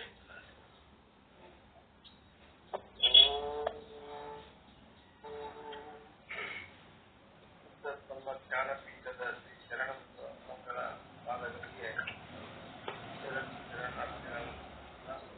ಹಾಗೂ ಸದ್ಬ್ರಹ್ಮ ಜ್ಞಾನಪೀಠದ ಎಲ್ಲ ಆತ್ಮರಿಗೆ ಶರಣಾರ್ಥಿಗಳು ಹಾಗೂ ನಿಜಗುಣ ಬೋಧಾಮೃತವನ್ನು ರಚಿಸಿರ್ತಕ್ಕಂಥ ಡಾಕ್ಟರ್ PM ಸಿದ್ದಯ್ಯನವರ ಹೃದಯದಲ್ಲಿ ರಚಿಸಿಕೊಂಡು ಹಾಗೂ ಹಾಗೂ ನಿಶ್ಚಲದಾಸಿಯವರನ್ನ, ಪಂಡಿತ್ ಪೀತಾಂಬರಜಿಯವರನ್ನ ಪ್ರತಿ ಹೃದಯ ಮಂದಿರದಲ್ಲಿ ಪ್ರತಿಷ್ಠಾಪಿಸಿಕೊಂಡು ಇವತ್ತಿನ ಈ ಸತ್ಸಂಗದಲ್ಲಿ ಈ PM ಸಿದ್ದಯ್ಯನವರು ರಚಿಸಿರ್ತಕ್ಕಂಥ ಇನ್ನೇ ವಿಷಯದಲ್ಲಿ ಶ್ರೀ ಗುರುವಿನ ಜ್ಞಾನ ಬೋಧೆಯೇ ಮಿಗಿಲಾದ ಅಮೃತ, ಇದನ್ನ ನಾವು ಸೇವನೆ ಮಾಡಬೇಕು ಅಂತಕ್ಕಂಥ ವಿಚಾರವನ್ನು ತಿಳ್ಕೊಂಡಿದ್ದೀವಿ. ಈಗ ರಾಗ ಭವದ ಬೀಜ, ಅದನ್ನು ಬಿಡದೇ ನಾಶ ಮಾಡು ಅಂದ್ರ ಈ ಪ್ರೀತಿ ಇರಬೇಕು, ಅತಿ ಪ್ರೀತಿ ಇರಬಾರ್ದು ಅಂತಕ್ಕಂಥ ವಿಚಾರವನ್ನ ಇಲ್ಲಿ ಹೇಳ್ತಾರೆ.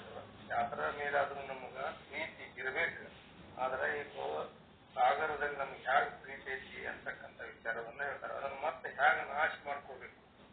ನಾಶ ಅಂತಂದ್ರೇನ, ಅದು ಇದ್ರೂ ಕೂಡ ನಮ್ಮಲ್ಲಿ ಅದು ತ್ಯಾಗ ಭಾವನೆಯಿಂದ ನಾವು ದೂರಬೇಕು ತ್ಯಾಗ ಅಂತಕ್ಕಂಥ ವಿಚಾರ. ರಾಗ ಗೌದ ಬೀಜ, ಅದನ್ನು ಬಿಡದೆ ನಾಶ ಮಾಡು. ರಾಗದಿ ಏರೆನ್ನು ಗೌ ಬೀಜ ಮುಂಚೆ, ಕೈವಲ್ಯ ಪದ್ಧತಿಯಲ್ಲಿ ಬರ್ತಕ್ಕಂಥ ನೀತಿ ಸ್ಥಳದಲ್ಲಿ 1ನೇ ಪದ್ಯವಿದೆ. ವಿಚಾರ ಮಾಡಿದಲ್ಲಿ ಜಗತ್ತಿನಲ್ಲಿ ಏನಂದ್ರೆ ಈ ವಿಷಯಗಳು ನಮಗ ಸುಖ ರೂಪಗಳನ್ನ ಕೊಡ್ತಾವೆ. ಅದಕ್ಕ ಇಲ್ಲಿ ಹೇಳ್ತಾರ, ಆ ಸುಖ ರೂಪ ಹೇಗಿರ್ತದಂದ್ರೆ ಶಬ್ದ, ಸ್ಪರ್ಶ, ರೂಪ, ರಸ, ಗಂಧ, ಈ ರೀತಿಯಲ್ಲಿ ಇರ್ತಕ್ಕಂಥ ಈ ವಿಷಯಗಳು ನಮ್ಗೆ ಏನ್ ಮಾಡ್ತಾವ,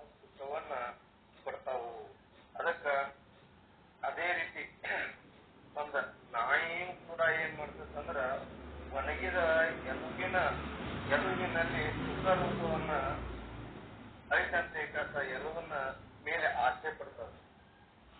ಅದೇ ರೀತಿಯಾಗಿ ಈ ಮನುಷ್ಯನು ಕೂಡ ಅವಿಚಾರದಿಂದ ಅಂದ್ರೆ ವಿಚಾರ ಮಾಡದೆ ಅಂದ್ರೆ ಅವಿಚಾರದಿಂದ ಸುಖ ರೂಪವಲ್ಲದ ಸುಖ ರೂಪ ಇರದೇ ಇರ್ತಕ್ಕಂಥದ್ದು ಈ ಶಬ್ದಾದಿ ವಿಷಯಗಳಲ್ಲಿ ಸುಖ ಬುದ್ಧಿಗಳನ್ನು ಮಾಡಿ ಕೇಳತಕ್ಕಂಥದ್ದು ಅಮರ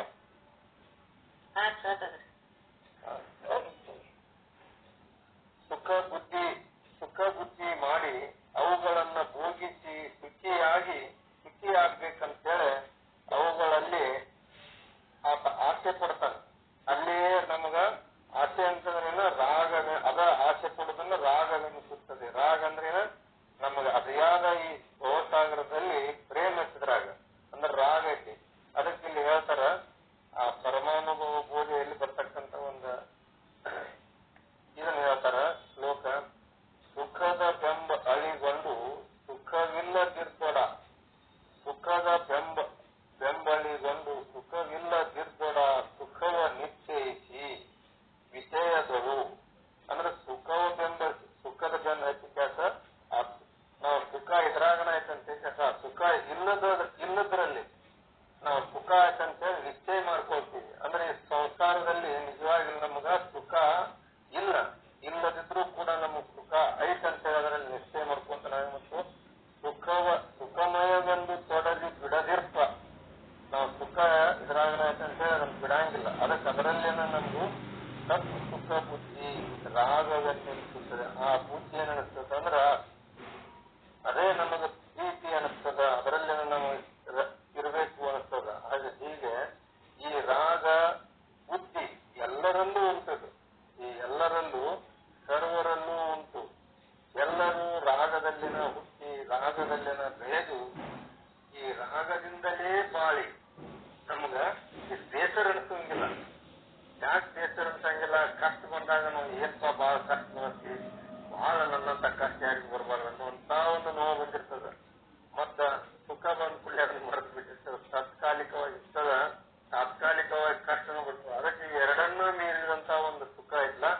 ಅದರ ಸಲುವಾಗಿ ಜ್ಞಾನಿ ಪುರುಷರು ಸತ್ಪುರುಷರು ಮಹಾಂತರು ನಮಗ ಮಾರ್ಗದರ್ಶನ ಮಾಡ್ಯಾರ. ಅದಕ್ಕ ಈ ಜಗತ್ತಂದ್ರೆ ಏನಂದ್ರೆ ರಾಗಿಗಳ ಜಾತ್ರೆ ಇದ್ದ ಹಾಗೆ. ಅವರಿಗೆ ಮುಕ್ತಿ ಬೇಕಿಲ್ಲ, ಭೋಗ ವಿಷಯಗಳು ಬೇಕು ಅವರಿಗೆ. ಅದಕ್ಕೆ ಇಲ್ಲೊಂದು ಮತ್ತ ಪರಮಾರ್ಥ ಗೀತೆಯಲ್ಲಿ ಬರ್ತಕ್ಕಂಥ ಒಂದು ಶ್ಲೋಕ ಹೇಳ್ತಾರಲ್ಲಿ, ಪದ್ಯವನ್ನು ಹೇಳ್ತಾರ. ಮುಕ್ತಿ ಸುಖಂ ಸಂಸಾರದೋಳುಂಟು, ಮುಕ್ತಿ ಸುಖಂ ಸಂಸಾರದೋಳುಂಟು, ಮುಕ್ತಿಯ ನೈರಲ್ ಅದರೋಳ್ ಉಂಟು, ಕಲ್ಮರನಂತಿರೆ ನಿದ್ರಿತನಂತೆ ಪಾಳ್ಮನೆಯೊಳಗನ ಜಿರಿಗೆಯಂತೆ, ಎನಗದು ಬೇಡಿಯ ಪರವೇ ಸಾಕು, ಎನಗದರಿಂ ಸತ್ಕರ್ಮವೇ ಬೇಕು ಎಂದ ಅನುತಿರ್ತರು ರಾಗಿಗಳೆಲ್ಲ. ಸಂಸಾರದೊಳಗೇನು ಅಲ್ಪ ಸುಖ ಆಯ್ತಲ್ಲ, ಅದೇ ನಮಗ ಇದನ್ನ ಮುಂದೆ ತೋರಿಸ್ಕೊತ ಹೋಗ್ತದೆ ಅಂತ ಹೇಳ್ತಾ ಎಂದೆನುತಿರ್ತರು ರಾಗಿಗಳೆಲ್ಲ. ಅಂದ್ರ ಎನಗದರಿನ್ ಸತ್ಕರ್ಮವೇ ಬೇಕು. ನಾವೇನು ಪಾಪ ಮಾಡಿದ್ರೂ ಕೂಡ ನಮ್ಗೇನಿರ್ತದೆ ಅದ್ರ ಫಲ ನಮ್ಗೆ ಸುಲೋಧನ ಬೇಕಂತ ಬಯಸ್ತಾ ಇರ್ತೀವಿ. ಹೀಗೆ ಆಳ್ಮನೆಯೊಳಗನ ದಿವಿಗೆ ಅಂತ ಅಂದ್ರೆ ಆಳ್ಬಿಟ್ಟಂತ ಮನೆಯೊಳಗಿನ ದೀಪ ಇದ್ದಂಗೆ ಹೆಂಗಿರಲ್ಲ ಹಂಗ ನಮಗೆ ಅಜ್ಞಾನದಿಂದ ಈ ಒಳಗಿರತಕ್ಕಂತ ಆತ್ಮಚೇತನದ ಜ್ಯೋತಿ ಅದನ್ನ ಅರಿಲಿಕ್ಕ ನಮಗ ಹೇಗಂತಂದ್ರ ಅಂದ್ರೆ ಆಳ್ಬಿಟ್ಟಂತ ಮನೆಯೊಳಗ ಒಂದು ಜ್ಯೋತಿ ಉರಿತಾ ಇಟ್ಟನು ಆ ರೀತಿಯಾಗಿದೆ ಈ ಮನೆಯೊಳಗಿಂದ. ಅಂದ್ರ ಈ ಶರೀರ ಅಂತಕ್ಕಂಥ ಮನೆಯೊಳಗಿಂದ ಅದ್ರ ಕಡೆ ನಮ್ಗೇನಿಲ್ಲ ಲಕ್ಷ ಇಲ್ಲ. ಅದಕ್ಕೆ ಅದ್ರ ಕಡೆ ನಮ್ಮ ಇದಿಲ್ಲ. ಇನ್ನೂ ವಿಚಾರ ಮಾಡಿದಲ್ಲಿದನ್ನ ರಾಗ ದುಃಖಕಾರಿ ವಿನಾಶಕಾರಿ, ಇದು ಭವದ ಬೀಜವಾಗಿದೆ. ಈ ಸಂಸಾರದಲ್ಲಿ ಇರ್ತಕ್ಕಂಥ ರಾಗ ಏನದಲ್ಲ ಭವ, ಈ ಸಂಸಾರದಲ್ಲಿ ಇದನ್ನ ಪ್ರೀತಿ ಏನಂದ್ರೆ ಭವಕ ಬೀಜ ಆಗಿದೆ. ಇದು ಮೋಕ್ಷವನ್ನ ದೂರ ಮಾಡಿ ಈ ಜನನ ಮರಣ ಸಂಸಾರದಲ್ಲಿ ಹುಟ್ಟಿ ಸಾಯುವಂತೆ ಮಾಡುತ್ತದೆ. ಇದು ನಾವು ಜನನ ಮರಣ ಅಂದ್ರೆ ನಮಗ ಈ ಸಂಸಾರ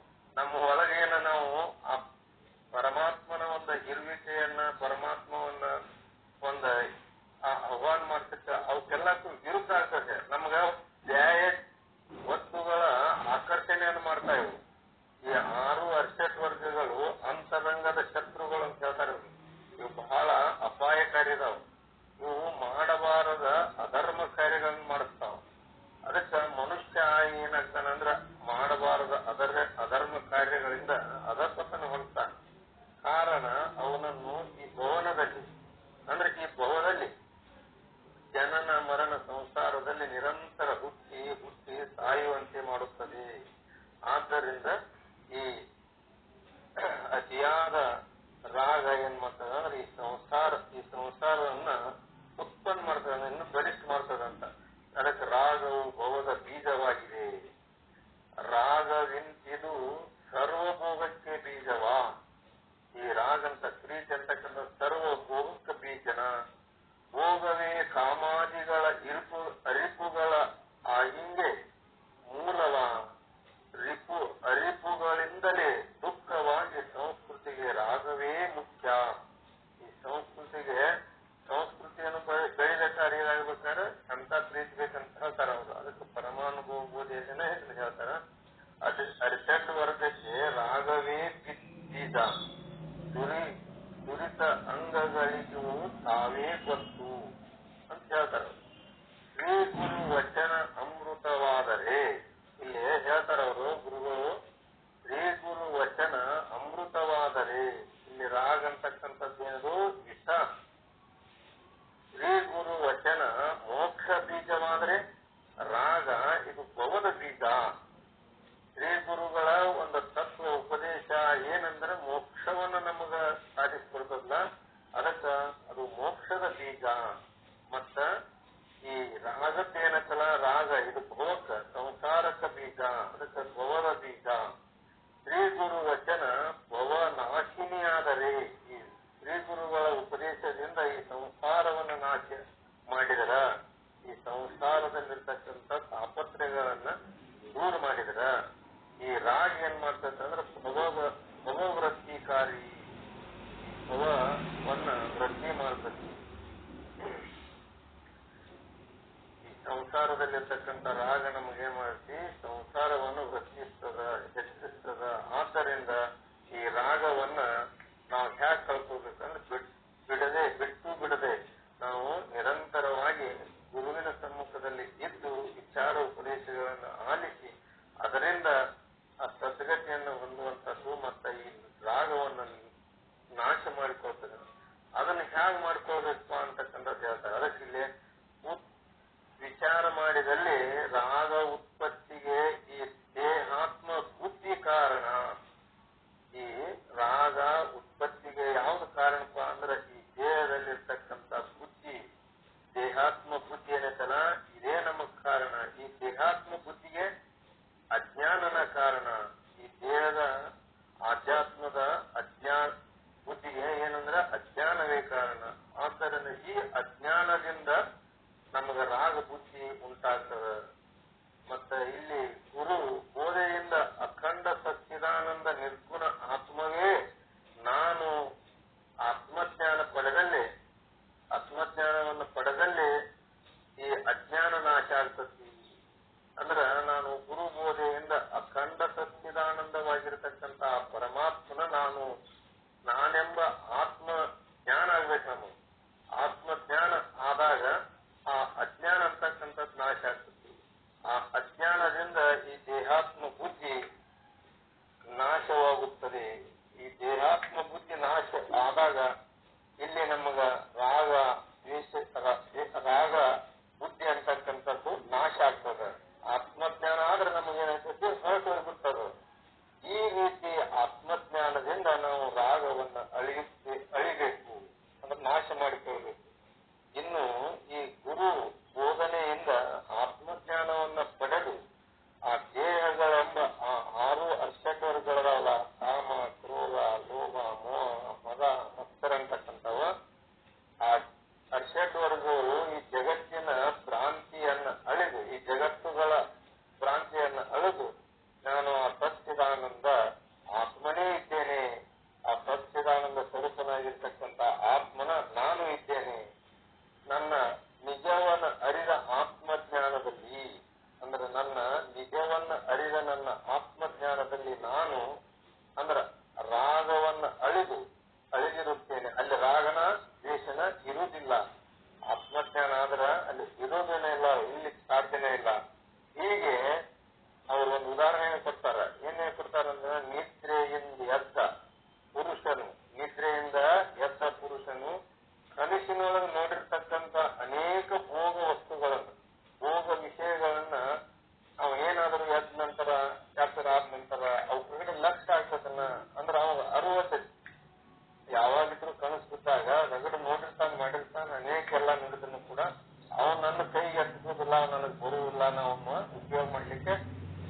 ಇರುವುದಿಲ್ಲ ಅನ್ನೋದು ಅವ್ನಿಗೆ ಗೊತ್ತಿರ್ತದೆ. ಅದಕ್ಕೆ ಆ ಭೋಗ ವಿಷಯಗಳ ಮೇಲೆ ಅವಾಗ ಅಮೋಹ ಇರುವುದಿಲ್ಲ. ಅವನಿಗೆ ಅದ್ರ ಕಡೆ ಸದ್ಯ ಅವು ಸುಳ್ಳು ಅಂತ ನಮಗೆ ಗೊತ್ತಾಗೈತಿ. ಅವು ಮಿಥ್ಯ, ಕನಸಿನ ಮಿಥ್ಯ. ಅದಕ್ಕೆ ಪುರುಷನ ಕನಸಿನ ಮಿಥ್ಯ ಭೋಗ ವಿಷಯಗಳನ್ನು ಬಯಸುವುದಿಲ್ಲ. ಹೀಗೆ ಅಜ್ಞಾನ ನಿದ್ರೆಯಿಂದ, ಅಂದ್ರೆ ನಾವು ಅಜ್ಞಾನ ಅಂತಕ್ಕಂಥ ನಿದ್ರೆಯಿಂದ ಏನಾಗಬೇಕಾಗಿದೆ? ಎಚ್ಚರಗೊಳ್ಬೇಕಾಗಿದೆ. ಎಚ್ಚರಗೊಂಡು ಈ ಜಗತ್ತನ ಇದು ಮಿಥ್ಯ, ನೆನಸಿನ ಮಿಥ್ಯ ಭೋಗ ವಿಷಯಗಳು, ಈ ಜಗತ್ತಿನಲ್ಲಿರ್ತಕ್ಕಂಥ ವಿಷಯಗಳು ಏನದಾವಲ್ಲ, ಅದಕ್ಕೆ ಜಗತ್ತಲ್ಲಿರ್ತಕ್ಕಂಥ ಈ ವಿಷಯಗಳು ಒಳಗೊಂಡಾಗ ಇದಕ್ಕೆ ಜಗತ್ತಿನಲ್ಲಿ ಇರ್ತಕ್ಕಂಥ ಈ ವಿಷಯಗಳ ಮೇಲೆ ವ್ಯಾಮೋಹ ಇರ್ತದ. ಅಂತ ವ್ಯಾಮೋಹಗಳನ್ನು ನಾವು ದೂರ ಮಾಡ್ಕೊಳ್ಬೇಕಾದ್ರೆ ಆತ್ಮಜ್ಞಾನನ ನಮಗೆ ಮುಖ್ಯ. ಆತ್ಮಜ್ಞಾನ ಯಾರಾಗತ್ತ ಅಂದ್ರೆ ಗುರುವಿನಲ್ಲಿ ಶರಣಾಗತನ ಹೊಂದಿದ್ದಾರೆ. ಅದಕ್ಕೆ ಗುರು ಬೋಧೆಯಿಂದ ಮಿಗಿಲುಂಟೆ ಅಮೃತ ಅಂತ ಹೇಳ್ತಾರೆ. ಅದಕ್ಕೆ ಬಯಸುವುದಿಲ್ಲ. ಅವನು ರಾಗವನ್ನು ಗೆದ್ದ, ಮತ್ತಾತ ರಾಗವನ್ನು ಗೆದ್ದ ಕೆಲಸ ಏನನ್ನಿಸ್ತಾನ? ಧೀರ ಪುರುಷ. ಆದ್ದರಿಂದ ಮನುಷ್ಯ ಗುರು ಬೋಧೆಯಿಂದ ಆತ್ಮಜ್ಞಾನವನ್ನು ಪಡೆದು ಈ ಭೋಗ ಅಂದ್ರೆ ಸಂಸಾರದಲ್ಲಿಯ ರಾಗ ಬುದ್ಧಿಯನ್ನ ಅಳಿದು ನಾಶ ಮಾಡಿಕೊಂಡು ಅದು ಕೃತಾರ್ಥನ ಅಂತ ಗುರುವಿನ ಬೋಧನೆ ಇರ್ತದೆ. ಮತ್ತೆ ಇನ್ನು ಮುಂದಿನ ಸೃಷ್ಟಿಯ ಸರ್ವ ಜೀವರಾಶಿಗಳಲ್ಲಿ ಮಾನವನೇ ಶ್ರೇಷ್ಠ. ನರ ಜನ್ಮದಿಂದ ಇವು ದೇಹಗಳು ಮಿಗಿಲುಂಟೆ, ನರಜನ್ಮದಿಂದ ದೇಹಗಳು ಮಿಗಿಲುಂಟೆ ಅಂತಕ್ಕಂಥ ಈ ಸೃಷ್ಟಿಯ ಸರ್ವ ಜೀವರಾಶಿಗಳಲ್ಲಿ ಮಾನವನೇ ಶ್ರೇಷ್ಠ. ಕೈಯಲ್ಲಿರ್ತಕ್ಕಂಥ ಇದನ್ನ ನಾಳಿನ ಮುಂದೆ ಬರುವಂತ ಮತ್ತೆ ಅವಕಾಶ ಈ ಎರಡು ಮಾತುಗಳಿಗೆ ವಿರಾಮ ಕೊಡ್ತೀನಿ. ಓಂ ಶಾಂತಿ ಶಾಂತಿ ಸತ್ಸತ್ಗುರುಗಳ.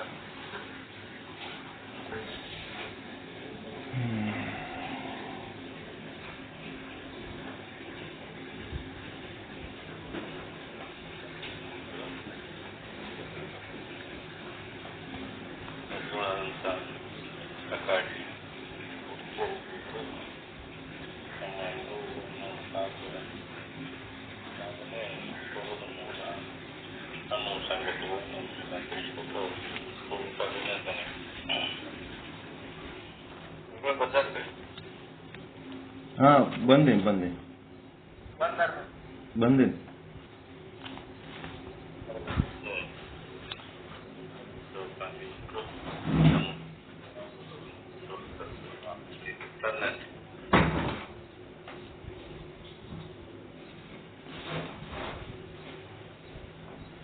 ಓಂ ಸದ್ಗುರು ಶ್ರೀ ಶುದ್ಧ ಬ್ರಹ್ಮಣೇ ನಮಃ.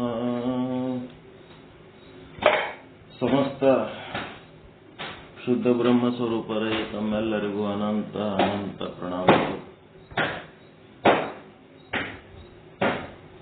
ಇಲ್ಲಿಯ ತನಕ ಜೀವ ಈಶ್ವರರ ಸ್ವರೂಪ ತಿಳಿದ್ರಿ, ಮತ್ತೆ ಜೀವ ಈಶ್ವರರ ಲಕ್ಷಣಗಳನ್ನು ತಿಳಿದ್ರಿ, ಜೀವ ಈಶ್ವರರ ಕರ್ತವ್ಯ ಈ ಜಗತ್ತಿನೊಳಗ ಏನು ಆದ ಅಂತ ತಿಳಿದ್ರಿ. ಈಶ್ವರ ಜೀವರುಗಳಿಗೆ ಕರ್ಮ ಮಾಡುವುದಕ್ಕೆ ಪ್ರೇರಣೆ ಕೊಡುವಂತ ಪ್ರೇರಕನಾಗಿದ್ದಾನೆ. ಈಶ್ವರನಿಂದ ಪ್ರೇರಣೆಯನ್ನು ಹೊಂದಿ ಜೀವರುಗಳು ನಾನಾ ವಿಧವಾದ ಕರ್ಮಗಳನ್ನು ತಮ್ಮ ತಮ್ಮ ಕಾರ್ಯ ಕೌಶಲ್ಯ ಗತಿ ಮತಿ ಸ್ಥಿತಿಗಳಿಗೆ ತಕ್ಕಂತೆ ಮಾಡ್ತಾ ಇರ್ತಾರೆ. ಮತ್ತೆ ಜೀವರುಗಳು ಕರ್ಮ ಮಾಡುವ ಕಾರ್ಮಿಕರು ಆಗಿಲ್ಲದೆ ಮತ್ತೆ ಏನದರಂತಂದ್ರೆ ಆ ಕರ್ಮದ ಫಲವನ್ನು ಆಶಿಸುವಂತವರಾಗಿದ್ದಾರೆ. ಕರ್ಮದ ಫಲವನ್ನು ಆಶಿಸಿದಾಗ ಈಶ್ವರ ಅವರವರ ಕರ್ಮಗಳಿಗೆ ತಕ್ಕಂತೆ ಫಲಗಳನ್ನು ಅನುಗ್ರಹಿಸುವಂತ ಒಂದು ಅನುಗ್ರಹ ಶಕ್ತಿ ಆಗಿದ್ದಾನೆ. ಹೀಗಾಗಿ ಬಸವಣ್ಣನವರು ಅದೇ ಹೇಳ್ತಾರೆ, ಬೇಡಿದಳೆನ್ನ ಒಡೆಯನ ಬೇಡುವೆ, ಹಾಡಿದಳೆನ್ನ ಒಡೆಯನ ಹಾಡುವೆ, ಒಡೆಯಂಗೊಡೆಲ ತೋರಿ ಎನ್ನ ಬಡತನವ ಭಿನ್ನಯಿಸುವೆ, ಒಡೆಯ ಮಹಾರಾಣಿ ಕೂಡಲ ಸಂಗಮ ದೇವ ಅಂತ. ಇಲ್ಲಿ ಮುಂದಿನ ವಿಷಯ ಏನಂದ್ರ ವಿಷಯ ಅಂಕ 251. ಶ್ರೀ ವಿಚಾರ ಸಾಗರ ಸಾಧು ನಿಶ್ಚಲ್ ದಾಸ್ಜಿ ಅವರ ಕೃತಿ ತರಂಗ 5 ಮಧ್ಯಮ ಅಧಿಕಾರಿ ಅದೃಷ್ಟಿ ಮಹಾರಾಜರಿಗೆ ಉಪದೇಶ 251ನೇ ವಿಷಯಾಂಕ. ಏನದ ಈ ವಿಷಯಾಂಕದಲ್ಲಿ ಅಂತಂದ್ರೆ,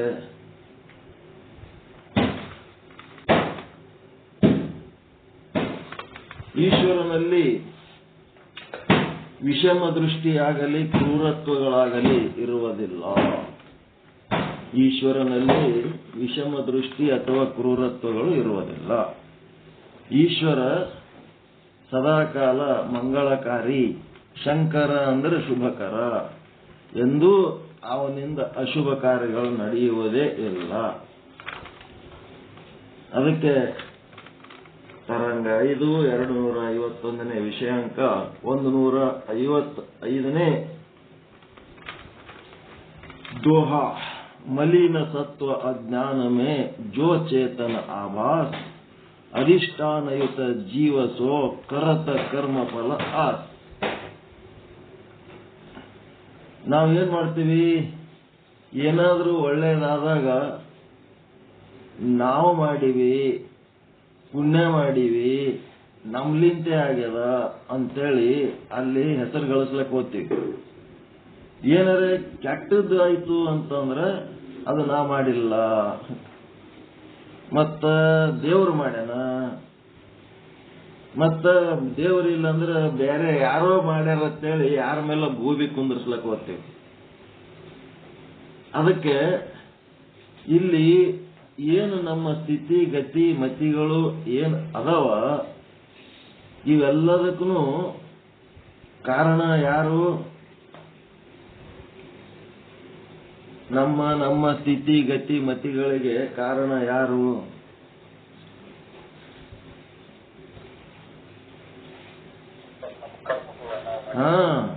ನಾವೇ, ನಮ್ಮ ಕರ್ಮ ಫಲಗಳೇ ಅದಕ್ಕೆ ಕಾರಣ ಅದಾವೆ ಹೊರತು ಆ ಕರ್ಮಗಳಿಗೆ ತಕ್ಕಂತೆ ಪಾಪ ಪುಣ್ಯಗಳಿಗೆ ತಕ್ಕಂತೆ ಸುಖ ದುಃಖ ಫಲಗಳನ್ನ ಈಶ್ವರ ಅನುಗ್ರಹಿಸಿದಾಗ ಪಾಪದ ಫಲಗಳನ್ನ ನಾವೇ ಉಣಬೇಕಲ್ಲ.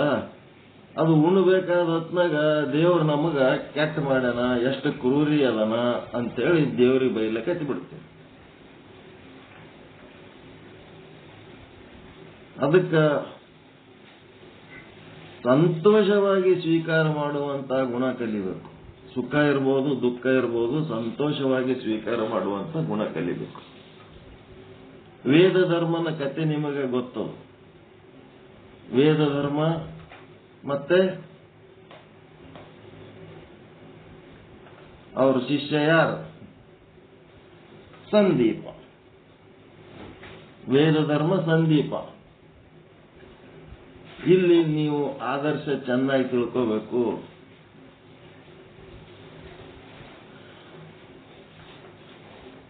ಗುರುಗಳು ಶಿಷ್ಯರನ್ನೆಲ್ಲ ತಯಾರು ಮಾಡ್ತಾರ. ಅವರು ಒಂದು ವಯಸ್ಸು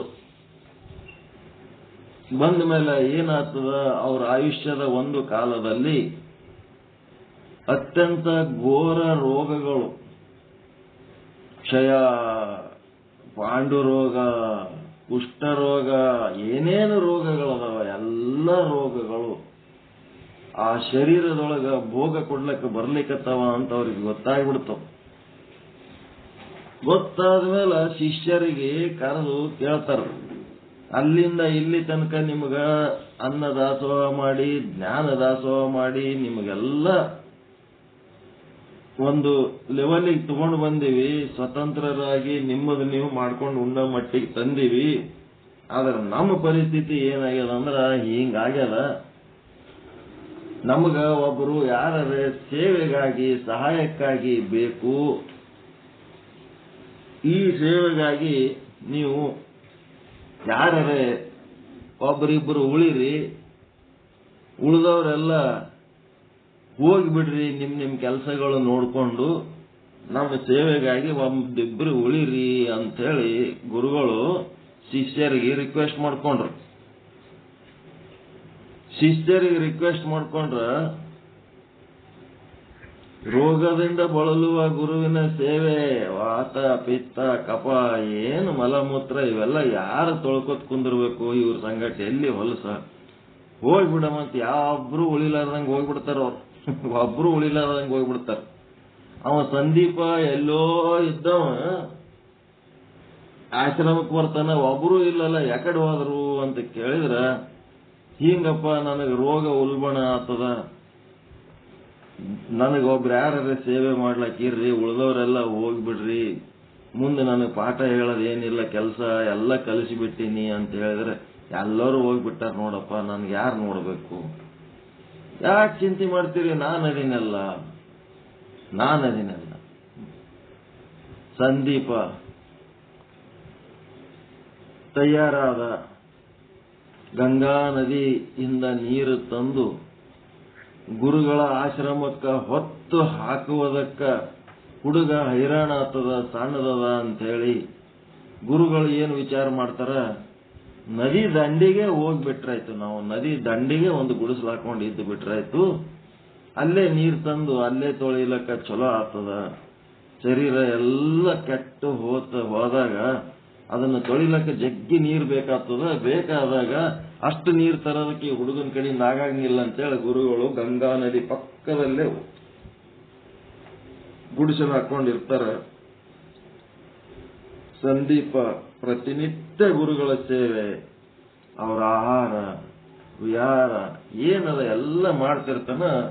ಪ್ರಾರಬ್ಧ ಕರ್ಮಾನುಸಾರವಾಗಿ ರೋಗಗಳು ಬಂದ್ಬಿಡ್ತವ, ಮೈಯೆಲ್ಲ ಕೀವು ಹುಣ್ಣು ರಕ್ತ ಸೋರ್ತಿರ್ತದ, ಏನೆಲ್ಲ ಮಲಮೂತ್ರ ಕಫ ಸುಂಬಳ ಎಲ್ಲನೂ ಬರ್ಲಕ್ಕೆ ಹತ್ಬಿಡ್ತದ. ಏನ್ ಮಾಡ್ಬೇಕು ಅಂತ ಗುರುಗಳು ದೇವರ ಧ್ಯಾನ ಮಾಡ್ಕೋತ ಕೂತ್ಬಿಟ್ರು. ಇವನು ನೀರು ತಗೊಂಡು ಬಂದು ತೊಳೆದು ಅವ್ರಿಗೆ ಊಟಕ್ಕೆ ವ್ಯವಸ್ಥೆ ಮಾಡೋದು, ಮಲಾಮ್ ಹಚ್ಚೋದು, ಔಷಧಿ ಹಚ್ಚೋದು, ಹೇಸ್ಕೊಳ್ಳೋದಿಲ್ಲ, ನಾಚ್ಕೊಳ್ಳೋದಿಲ್ಲ. ಹೇಸ್ಕೊಂಡ್ರ ಕೆಲಸ ಮಾಡಕ್ ಆಗಂಗಿಲ್ಲ. ಅದಕ್ಕೆ ಅವನ ಬಲ್ಲಿ ಅವೆರಡೂ ಗುಣಗಳನ್ನ ತ್ಯಾಗ ಮಾಡಿ ಗುರುವಿನ ಸೇವೆ ಅತ್ಯಂತ ಆನಂದದಿಂದ ಮಾಡ್ಲಿಕ್ಕೆ ಮಾಡ್ತಾ ಮಾಡ್ತಾ ಇವನು ಮಾಡ್ತಾ ಇರೋ ಸೇವೆ ತ್ರಿಮೂರ್ತಿಗಳಿಗೆ ಹೋಗಿ ಮುಟ್ಟಿತು. ಬ್ರಹ್ಮ ವಿಷ್ಣು ರುದ್ರರಿಗೆ ಸಂದೀಪ ತಮ್ಮನ ಗುರುವಿನ ಸೇವೆ ಭೂಲೋಕದಾಗ ಯಾವ ಪರಿ ಮಾಡ್ಲಕತ್ತಾನ ಅಂತ ಹೇಳಿ ಅದಕ್ಕ ಬ್ರಹ್ಮದೇವರು ಬರ್ತಾನ. ಅಲ್ಲಿ ಯಾರಪ್ಪ ನೀನು ಅಂತ ಕೇಳ್ತಾನ. ಸಂದೀಪ ಏನಿಲ್ಲ, ನಾ ಬ್ರಹ್ಮದೇವರದೀನಿ. ಮತ್ತು ಬ್ರಹ್ಮದೇವರಿದ್ದ ಅಂತಂದ್ರೆ ನಾನೇನು ಮಾಡ್ಲಿ, ನನ್ನ ಗುರುವಿನ ಸೇವೆ ಮಾಡೋದೇ ನನಗೆ ಬಿಜಿ ಆಗ್ಯದ, ನಿಮ್ಮ ಸಂಗಟ ಮಾತಾಡ್ಲಕ್ ಪುರ್ಸತ್ತಿಗಿಲ್ಲ. ಇಲ್ಲ, ನಿನಗೇನು ಬರಬೇಕು ಕೇಳು. ನನಗೆ ಯಾರಿಗೆ ಏನು ಕೇಳೋದು ಗೊತ್ತಿಲ್ಲ. ನನ್ನ ಗುರುವಿನ ಹೊರತಾಗಿ ನಾನು ಯಾರಿಗಾರ ಕೈ ಚಾಚಿದ್ನಿ ಅಂತಂದ್ರೆ ನನ್ನ ಗುರುವಿಗೆ ಅಪಮಾನ ಆಗ್ತದ. ಏನಾರ ಕೇಳೋದಿದ್ರ ಏನ್ ಕೇಳಬೇಕು ಅಂತ ಗುರುವಿಗೆ ಕೇಳ್ಕೊಂಡ್ ಬರ್ತೀನಿ. ಹಿಂಗೊಬ್ಬರು ಬ್ರಹ್ಮದೇವರತ್ ಬಂದಾರ, ಏನ್ ಬೇಕು ಅಂತ ಕೇಳ್ಯಾರ, ಮತ್ತ ನನ್ಗೇನ್ ಬೇಕು ಏನ್ ಕೇಳಲಿ ಅಂತ ನಮ್ಮ ಗುರುಗಳಿಗೆ ಕೇಳ್ತೀನಿ. ನೀನು ಗುರುಗಳಿಗೆ ಕೇಳಿ ಬಂದು ಹೇಳತ್ತಾನ, ನನಗೆ ಪುರುಷತ್ತಿಗಿಲ್ಲ, ನಾ ಹೋಗಿಬಿಡ್ತೀನಿ. ನಿನ್ನ ಇಷ್ಟ ಹೋಗಂತ. ನೆಕ್ಸ್ಟ್ ಗುರುಗಳ ಹತ್ರ ಹೋಗಿ ತನ್ನ ಅನುಭವ ಹೇಳ್ತಾನ. ಏನಂತ, ಗುರುಗಳೇ, ನದಿ ದಂಡೆಗೆ ನೀರು ತರ್ಲಕ್ ಹೋದಾಗ ಅಲ್ಲೊಬ್ಬ ಬ್ರಹ್ಮದೇವರ ಬಂದಿದ್ದ, ನಿನಗ ವರ ಕೊಡ್ತೀನಿ ಅಂದ. ಏನ್ ವರ ಬೇಕು ಅಂದ. ಏನ್ ವರ ಬೇಕು ಅಂತಂದ್ರ, ನನಗ ಏನ್ ಬೇಡಬೇಕಂತ ಗೊತ್ತಿಲ್ಲ, ಗುರುಗಳಿಗೆ ಕೇಳ್ತೀನಿ ಅಂತ ನಾ ಬಂದಿನಿ. ಅವಾಗ ಗುರುಗಳು ಹೇಳಿದ್ರು, ವರ ಕೊಡವನು ಆತ, ತಗೊಳ್ಳವನು ನೀನು. ನಿನಗೇನು ಬೇಕು ನೀನು ಕೇಳು, ನನಗೇನು ಬೇಕು ಅನ್ನೋದು ನೀನು ಕುಂತು ವಿಚಾರ ಮಾಡಿ ಕೇಳು. ಬಹಳ ಆಲೋಚನೆ ಮಾಡದ. ಮತ್ತೊಂದು 4 ದಿನ ಆಗೋನ ವಿಷ್ಣು ಬಂದ. ವಿಷ್ಣುದೇವ, ಯಾರನ್ನೇ? ನಾ ವಿಷ್ಣುದೇವರು. ಏನು, ನೀನು ಗುರುಗಳ ಸೇವೆ ಬಹಳ ಚಲೋ ಮಾಡ್ಲಿಕ್ಕತ್ತಿದಿ, ಅದಕ್ಕೆ ನಿನಗೆ ವರ ಕೊಡ್ಬೇಕಂತೀನಿ. ಹಂಗ ಅಂತೇಳಿ ವಿಷ್ಣು ದೇವರಿಗೆ ವರ ಕೇಳ್ದ. ಏನಂತ? ಆದಷ್ಟು ಬೇಗ ನನ್ನ ಗುರುಗಳ ಆರೋಗ್ಯ ಚೆನ್ನಾಗಿ ಆಗಲಿ,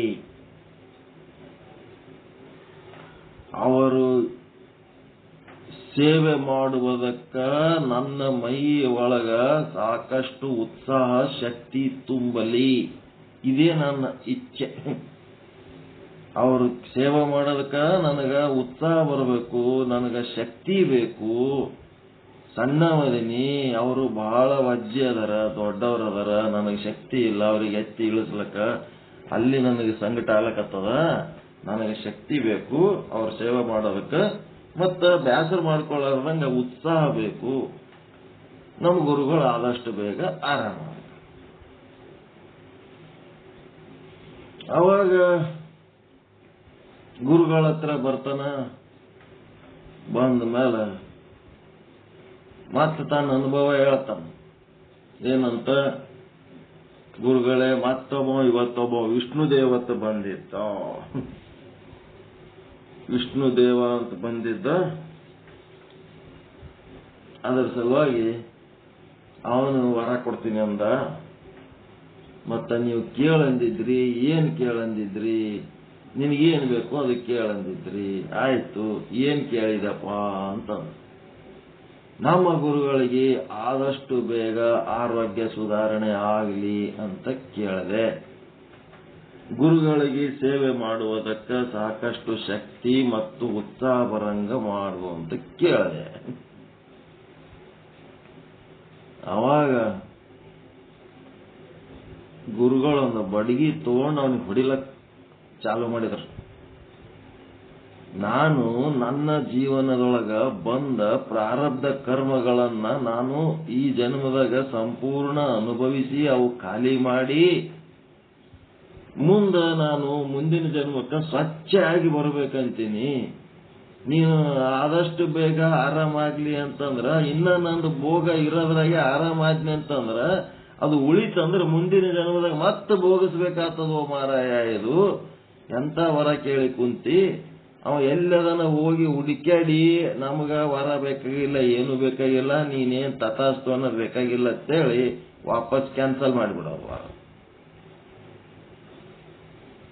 ಅವ ಹುಡುಕ್ಯಾಡಿ ಹೋಗ ವಿಷ್ಣುಗೆ ಹೇಳಿ ಬಂದ್ಬಿಟ್ಟ, ನಮ್ ಗುರುಗಳಿಗೆ ಆ ವರ ಬೇಕಾಗಿಲ್ಲ, ನಮ್ಗೇನ್ ಗುರುಗಳಿಗೆ ಆರೋಗ್ಯ ನನಗ ಜಲ್ದಿಗೆ ಆರಾಮಾಗ್ಲಿ ಅಂತ ನಾನು ಹೇಳಿದ್ರ ನನ್ನ ಸೇವಾ ಮಾಡ್ಲಕ್ ನಿನಗೆ ಬೇಸರ ಆಗ್ಯದೇನಲ್ಲ ಅಂತ ಹೊಡಿಲಕತ್ತಾರ ನಮ್ ಗುರುಗಳು. ಅದು ಏಸ್ ಜನ್ಮ ಕಾಲಕ್ಕ, ಏಸ್ ವರ್ಷ ಕಾಲಕ್ಕ ಅವ್ರ ಸೇವಾ ನಾ ಮಾಡ್ಲಕ್ ತಯಾರದೀನಿ. ನಿಮ್ದು ಯಾವ ವರ ಬೇಕಾಗಿಲ್ಲ, ಏನು ಬೇಕಾಗಿಲ್ಲ. ಆಯ್ತು ಬಿಡಪ್ಪ, ವಲ್ಲ ಅಂದ್ರೆ ಬಿಡುವಂತ ವಿಷ್ಣು ದೇವ ವಾದ. ಮತ್ತೊಂದು 4 ದಿನ ಆಗುನ ಶಂಕರ ಬಂದು ವರ ಕೊಡ್ತೀನಿ ಅಂದ. ವರ ಕೊಡ್ತೀನಿ ಅಂತ ಅಂದ್ರ ಈ ವೇದ ಧರ್ಮನ ಒಂದು ಅಂಜಿಕೆಗೆ ಯಾಕೆ ಗಂಟು ಬಿದ್ದಿರೋ ಮಾರಾಯ. ನಮ್ಮ ಗುರುವಿನ ಸೇವೆ ನಾವು ಮಾಡ್ಕೊಂಡು ಸುಮ್ಮ ಜೀವನ ಕಳೀಲಕತ್ತೀವಿ, ಆರಾಮದೀವಿ. ನೀವು 3 ದಿನಕ್ಕೊಬ್ಬ 4 ದಿನಕ್ಕೊಬ್ಬ ಬರ್ಬೋದು ನಮಗೆ ವರ ಕೊಡ್ತೀನಿ ಅಂತ ಕಿರಿಕಿರಿ ಮಾಡ್ಲಕತ್ತೀರಪ್ಪ. ಇದು ಬೇಡ. ಸಾಕಾಯ್ತು ನಮ್ಗ. ನೀವು ವಾಪಸ್ ಹೋಗ್ಬಿಡ್ರಿ ಅಂತಂದ್ರೆ, ಇಲ್ಲ ನಿನ್ಗೆ ಏನಾರ ವರ ನಾ ಕೊಟ್ಟೆ ಹೋಗ್ತೀನಿ ಅಂತೇಳಿ ಗಟ್ಟಿಯಾಗಿ ನಿಂತು ಬಿಟ್ಟ. ನಿಂತು ಕೂಡ್ಲೇನೆ ಏನು ವರ ಗುರುಗಳಿಗೆ ಬೇಗ ಆರಾಮಾಗ್ಲಿ ಅಂತ ಕೇಳಿದ್ರ ಗುರುಗಳು ಏನಂತಾರ, ಜಲ್ದಿ ಆರಾಮಾದ್ರ ಇದು ಉಳಿತು ಇನ್ನೊಂದಿಷ್ಟು ಭೋಗ ಅಂದ್ರೆ ಮತ್ ಮುಂದಿನ ಜನ್ಮಕ್ಕೆ ಬರ್ಬೇಕಾತ. ಇದೇ ಜನ್ಮದಾಗ ಅದು ಏನು ಕಷ್ಟ ಅದ ಎಲ್ಲ ಭೋಗಿಸಿ ಆ ಕರ್ಮ ಖಾಲಿ ಮಾಡ್ಕೊಂಡು ಹೋಗ್ಬೇಕಂತಾರ. ಮತ್ತ ಅವ್ರು ಎಷ್ಟೊತ್ತು ಈ ಜಡ್ಡಿನಾಗ ಬಿದ್ದು ಒದ್ದಾಡ್ತಾರ ಅಷ್ಟೊತ್ತು ನನಗೆ ಹೇಸಿಕೆ ಬರ್ಲಾರ್ದಂಗ, ನಾಚಿಕೆ ಬರ್ಲಾರ್ದಂಗ, ಮತ್ತೆ ಅವರಿಗೆ ಎತ್ತಿ ಇಳಿಸ್ಲಕ್ಕ ನನಗೆ ಶಕ್ತಿ ಸಾಮರ್ಥ್ಯ ಉತ್ಸಾಹ ಕಡಿಮೆ ಆಗ್ಲಾರ್ದಂಗ, ನನಗೆ ಒಳ್ಳೆ ಮನಸ್ಸು ಮತ್ತು ಶರೀರದೊಳಗೆ ಶಕ್ತಿ ಇವೆರಡು ಕೊಟ್ಬಿಡಪ್ಪ ಎಷ್ಟು ಯಾಕಿರ್ಲಕ್ಕ ಎಷ್ಟು ದಿನ ಯಾಕಿರ್ಲಕ್ಕ ನನ್ಗೇನ್ ಬೇಕು ನಾ ಕೇಳ್ತೀನಿ. ಆ ಗುರುಗಳದ್ದು ಏನ್ ಯಾಕಾಗಲ್ಲಕ್ಕ, ನಾನು ಆ ಗುರುಗಳ ಸೇವೆ ಮಾಡ್ಲಿಕ್ಕೆ ಒಪ್ಕೊಂಡಿನಿ, ಮಾಡ್ತೀನಿ ಅಂಥೇಳಿ ಅವನಿಗೂ ಬೇಸರ ಆಗಿರ್ತದ ಪಾಪ. ಏನ್ ಮಾಡ್ದ, ಉದ್ದಕ್ಕ ಆ ಶಂಕರನ ಪಾದಕ್ಕೆ ಬಿದ್ದು ಬಿಟ್ಟ. ಪಾದಕ್ಕೆ ಬಿದ್ದ ಮೇಲೆ ನಮಸ್ಕಾರ ಮಾಡ್ಬೇಕಾದ್ರ ಪದ್ಧತಿ ಪಾದಕ್ಕೆ ಬೀಳೋದು ಒಂದೇ ಕೆಲಸ. ಹೆಂಗ್ ಬೀಳ್ಬೇಕು, ದೀರ್ಘದಂಡವಾಗಿ ಬೀಳ್ಬೇಕು, ಉದ್ದಕ್ಕೆ ಬೀಳ್ಬೇಕು. ಹಿಂಗ್ ಕೈ ಮುಟ್ಟಿ ಮಾಡಿದೆ, ಹಣಿ ಮುಟ್ಟಿ ಮಾಡಿದೆ, ಅವೆಲ್ಲ ಟೆಕ್ನಿಕಲ್ ನಮಸ್ಕಾರಗಳು ಅವೇನು ಉಪಯೋಗ ಇಲ್ಲ. ನಿಮಗೆ ನಮಸ್ಕಾರದ ಸಂಪೂರ್ಣ ಲಾಭ ಆಗಬೇಕು ಅಂತಂದ್ರೆ ಗುರುವಿನ ಪಾದಕ್ಕೆ ಬೀಳ್ಬೇಕು. ಉದ್ದಕ್ಕೆ ಬಡಗಿ ಬಿದ್ರೆ ಹೆಂಗ್ ಬೀಳ್ತದ ಹಂಗ ಉದ್ದಕ್ಕೆ ಬಿದ್ದು ಬಿಡ್ಬೇಕಷ್ಟೇ. ಬೀಳೋದಷ್ಟೇ ನಿಮ್ ಕೈಯಾಗದ, ಮ್ಯಾಲ ಹೇಳೋದು ನಿಮ್ ಕೈಯಾಗಿಲ್ಲ. ಹಿಂಗ ಬಿದ್ದಕ್ಕೆ ಒಂದು ನಿಮಿಷನಾಗೆ ಪುಟಕ್ಕತ್ತಿ ಎದ್ದು ಬಿಡ್ತೀರಿ, ಹೇಳೋದು ನಿಮ್ ಕೈಯಾಗಿಲ್ಲ. ಅದಕ್ಕೆ ನಮಸ್ಕಾರ ಅನ್ನಂಗಿಲ್ಲ. ಅದಕ್ಕೆ ಸುಮ್ಮ ಬಗ್ಗಿ ಎದ್ದಂಗ ಅಷ್ಟೇ. ಉದ್ದಕ್ಕೆ ಗುರುಗಳ ಹತ್ರ ಪಾದಕ್ಕೆ ಬೀಳ್ಬೇಕು. ಗುರುಗಳು ಎಬ್ಬಿಸಿದ್ರೆ ಹೇಳ್ಬೇಕು, ಇಲ್ಲಂದ್ರೆ ಅಲ್ಲೇ ಬಿದ್ದಿರ್ಬೇಕು. ಅದಕ್ಕೆ ನಮಸ್ಕಾರ ಅಂತಾರ. ಗೊತ್ತದ ಇದು? ಹಾಗಂತೇಳಿ ಎಲ್ಲಿ ಬೇಕಲ್ಲಿ ಬಸ್ ಸ್ಟ್ಯಾಂಡ್ನಾಗ ಅಲ್ಲಿ ಓಸು ಕಡೆ ವಾಂತಿ ಮಾಡ್ಕೊಂಡಿರ್ತಾರೆ, ಓಸು ಕಡೆ ಹುಚ್ಚು ಒಯ್ದಿರ್ತಾರೆ ಬಸ್ ಸ್ಟ್ಯಾಂಡ್ನಾಗ. ಅಲ್ಲಿ ಓದ್ಕೆ ಉದ್ದಕ್ಕೆ ಗುರುಗಳ ಪಾದಕ್ಕೆ ಬೀಳಬಾರದು. ಜಾಗ ನೋಡ್ಬೇಕು, ಸ್ವಚ್ಛ ಜಾಗ ಇದ್ದಲ್ಲಿ ಗುರುಗಳು ಪ್ರಸನ್ನರಾಗಿ ಪ್ರವಚನ ಹೇಳುವುದಕ್ಕ ಹಿಂಗೆಲ್ಲ ಕುಂತಾಗ ಅಂತ ಒಂದು ಸ್ವಚ್ಛ ಜಾಗದಾಗ ಬಿದ್ದು ನಿಮ್ಮ ಭಕ್ತಿ ವ್ಯಕ್ತಪಡಿಸ್ಬೇಕು. ಈ ಪ್ರವಚನದಾಗ ಹಿಂಗ್ ಹೇಳ್ಯಾರ ಬಸ್ ಸ್ಟ್ಯಾಂಡ್ನಾಗ ಹೋಗಿ ಎಲ್ಲಾ ಕಡೆ ಮಲಮೂತ್ರ ಮಾಡಿ ವಾಂತಿ ಮಾಡಿ ಹೊಲಸ ನಡಿ ಇರ್ತದ ಬಸ್ ಸ್ಟ್ಯಾಂಡ್. ಅಂತ ಬಸ್ ಸ್ಟ್ಯಾಂಡ್ನಾಗ ಹೋಗಿ ಗುರುಗಳ ಮುಂದೆ ಹೋಗಿ ಉದ್ದಕ್ಕೆ ಬಿದ್ರೆ ನಿಮ್ ಬಾಯಾಗ ಮೂಗ್ನಾಗ ಎಲ್ಲ ಹೊಲಸು ಹಾಕೊಂಡ್ಬಿಡ್ತಾವ. ಹೀಗಾಗಿ ಒಂದಷ್ಟು ಅಲ್ಲಲ್ಲಿ ಸೂಕ್ಷ್ಮತನಗಳನ್ನ ನಾವು ಪಾಲಿಸ್ಬೇಕಾಗ್ತದೆ. ಅಲ್ಲೇನ್ ಬಸ್ ಸ್ಟ್ಯಾಂಡ್ನಾಗ ಗುರುಗಳು ನಮಗೆ ನಮಸ್ಕಾರ ಮಾಡಿಲ್ಲ ಅಂತ ಅವ್ರು ಏನ್ ತಪ್ಪು ತಿಳ್ಕೊಳ್ಳೇನು. ಹಂಗೇನ್ರಿ ತಿಳ್ಕೊಂಡ್ರು ಅಂತಂದ್ರೆ ಆ ಗುರುಗಳು ಅವರಿಗೆ ಸರಿಯಾದ ಒಂದು ವಿವೇಕ ಇಲ್ಲ ಅಂತಷ್ಟೇ. ಇಲ್ಲಿ ಬಗ್ಲಕ್ಕೆ ಬಿಡಬಾರದು. ಬಗ್ಗಿದ್ರೆ ಹೊಲಸಿರ್ತದ, ಅಲ್ಲಿ ವಾಸನೆನೇ ಹೊಡಿತಿರ್ತದ ಮುಖಕ್ಕೆಲ್ಲ. ಎಲ್ಲ ಗುಟ್ಕಾ ತಿಂದು ಉಗುಳಿರ್ತಾರ, ಸೀಟುಗಳಿಗೆಲ್ಲ ಏನೋ ಒರೆಸಿರ್ತಾರ. ಹೊಲಸ ಹಡಿ ಬಸ್ ಸ್ಟ್ಯಾಂಡ್ಗಳೆಲ್ಲ. ಅದಕ್ಕೇನಾಯ್ತು, ಅವಾಗ ಶಂಕರ ಶಿವನ ಪಾದಕ್ಕೆ ಬಿದ್ದ ಕೂಡ್ಲೇನೆ ಆಮೇಲೆ ಅವನು ಎತ್ತಿ ನೋಡಿದ್ರೆ ಯಾರದರ ಅಂತಂದ್ರ ಆ ವೇದ ಧರ್ಮ ಗುರುಗಳು ಮತ್ತು ಬ್ರಹ್ಮ ವಿಷ್ಣು ಮಹೇಶ್ವರರು ಎಲ್ಲರೂ ನಿಂತು ಬಿಟ್ಟಾರ ಆ ಸಂದೀಪನಿಗೆ ಅನುಗ್ರಹ ಮಾಡುವುದಕ್ಕೆ. ಆ ಗುರುಗಳು ಸಂಪೂರ್ಣ ಆರೋಗ್ಯ ಪೂರ್ಣರಾಗ್ಬಿಟ್ಟಾರ, ಸಂಪೂರ್ಣ ಆರೋಗ್ಯ ಪೂರ್ಣರಾಗ್ಯಾರ. ಆತನ ಒಂದು ನಿಷ್ಠೆ ಅದೆಲ್ಲ ನೋಡಿ ಆತನಿಗೆ ಮೋಕ್ಷ ಕೊಡೋದಕ್ಕ ಎಲ್ಲರೂ ನಿಂತ ಆಶೀರ್ವಾದ ಮಾಡಿದ್ರು. ಹಂಗ ಇಲ್ಲಿ ಏನದಂತಂದ್ರ ಆ ಒಂದು ಸಂದೀಪ ಎನ್ನುವ ಶಿಷ್ಯ ಮತ್ತ ವೇದ ಧರ್ಮ ಅನ್ನುವ ಗುರು, ಈಗ ಆ ಗುರುವಿಗೆ ಏನು ರೋಗ ರುಜಿನಿಗಳು ಬಂದವಲ್ಲ, ಅವಾಗ ದೇವರು ಕ್ರೂರಿ ಅದನ, ದೇವರು ವಿಷಮ ದೃಷ್ಟಿ ಇದ್ದವದನ ಅಂತೇಳಿ ಆ ಗುರುಗಳು ಏನಾರ ದೇವರಿಗೆ ಬೈದ್ರೇನ್ರಿ? ಅವರು ಗುರುಗಳು ದೇವರಿಗೆ ಬೈದ್ರೇನು? ಬೈದಿಲ್ಲ. ಮತ್ತ ಅವು ಬಂದ ರೋಗಗಳಿಗೆ ಆದ್ರೂ ಜಲ್ದಿ ಕಳ್ಕೋಬೇಕತ್ತೇನ್ರಿ ಪ್ರಯತ್ನ ಮಾಡಿದ್ರೇನು? ಒಂದು ಚೂರು ನಗಡಿ ಕೆಮ್ಮ ಬತ್ತು ಅಂತಂದ್ರ ಡಾಕ್ಟರ್ ಬಳಿ ಹೋಗೇ ಬಿಡ್ತೀವಿ ಕ್ಯೂ ಹಚ್ಚಲಕ್ಕ. ಬಂದದ್ದು ಭೋಗಿಸ್ಬೇಕು, ಭೋಗಿಸಿ ಆ ಕರ್ಮಗಳನ್ನ ಕಳ್ಕೋಬೇಕು. ಯಾರು ಗುರು ಲಿಂಗ ಜಂಗಮ ವಿಭೂತಿ ರುದ್ರಾಕ್ಷಿ ಮಂತ್ರ ಪಾದೋದಕ ಪ್ರಸಾದ ಅಷ್ಟಾವರಣ ಸಂಪನ್ನರಾಗಿರ್ತಾರ, ಅವ್ರಿಗೆ ರೋಗಗಳೇ ಬರಂಗಿಲ್ಲ. ಅವು ಔಷಧಿಗಳು, ದಿವ್ಯ ಔಷಧಿಗಳು. ಆ ಔಷಧಿಗಳು ಎಲ್ಲಿದಾವ ಅಲ್ಲಿ ರೋಗ ಬರಲ್ಲ, ಬೆಳಕಿದ್ದಲ್ಲಿ ಕತ್ತಲು ಬರಲ್ಲ. ಅದಕ್ಕೆ ಮುಂದೇನಾಯ್ತು, ಆ ವೇದ ಧರ್ಮ ಗುರುಗಳು ಸಂದೀಪಗ ಏನ್ ಹೇಳಿದ್ರಪ್ಪ ಅಂತಂದ್ರೆ, ನಿನ್ನ ಒಂದು ಸೇವೆಯ ನಿಷ್ಠೆ ಜಗತ್ತಿಗೆ ತೋರಿಸಿ ಕೊಡಬೇಕು ಅನ್ನೋದಕ್ಕೆ ನಾನು ಈ ರೀತಿಯಾದಂತ ಒಂದು ಕೆಲಸ ಮಾಡಬೇಕಾಯ್ತು. ಈ ಒಂದು ಲೀಲೆ ಮಾಡುವುದರೊಳಗ ನೀನು ಎಲ್ಲಿ ಫೇಲ್ ಆಗ್ಲಿಲ್ಲ, ಸಕ್ಸಸ್ ಆಗಿದೆ, ಪಾಸ್ ಆಗಿದೆ.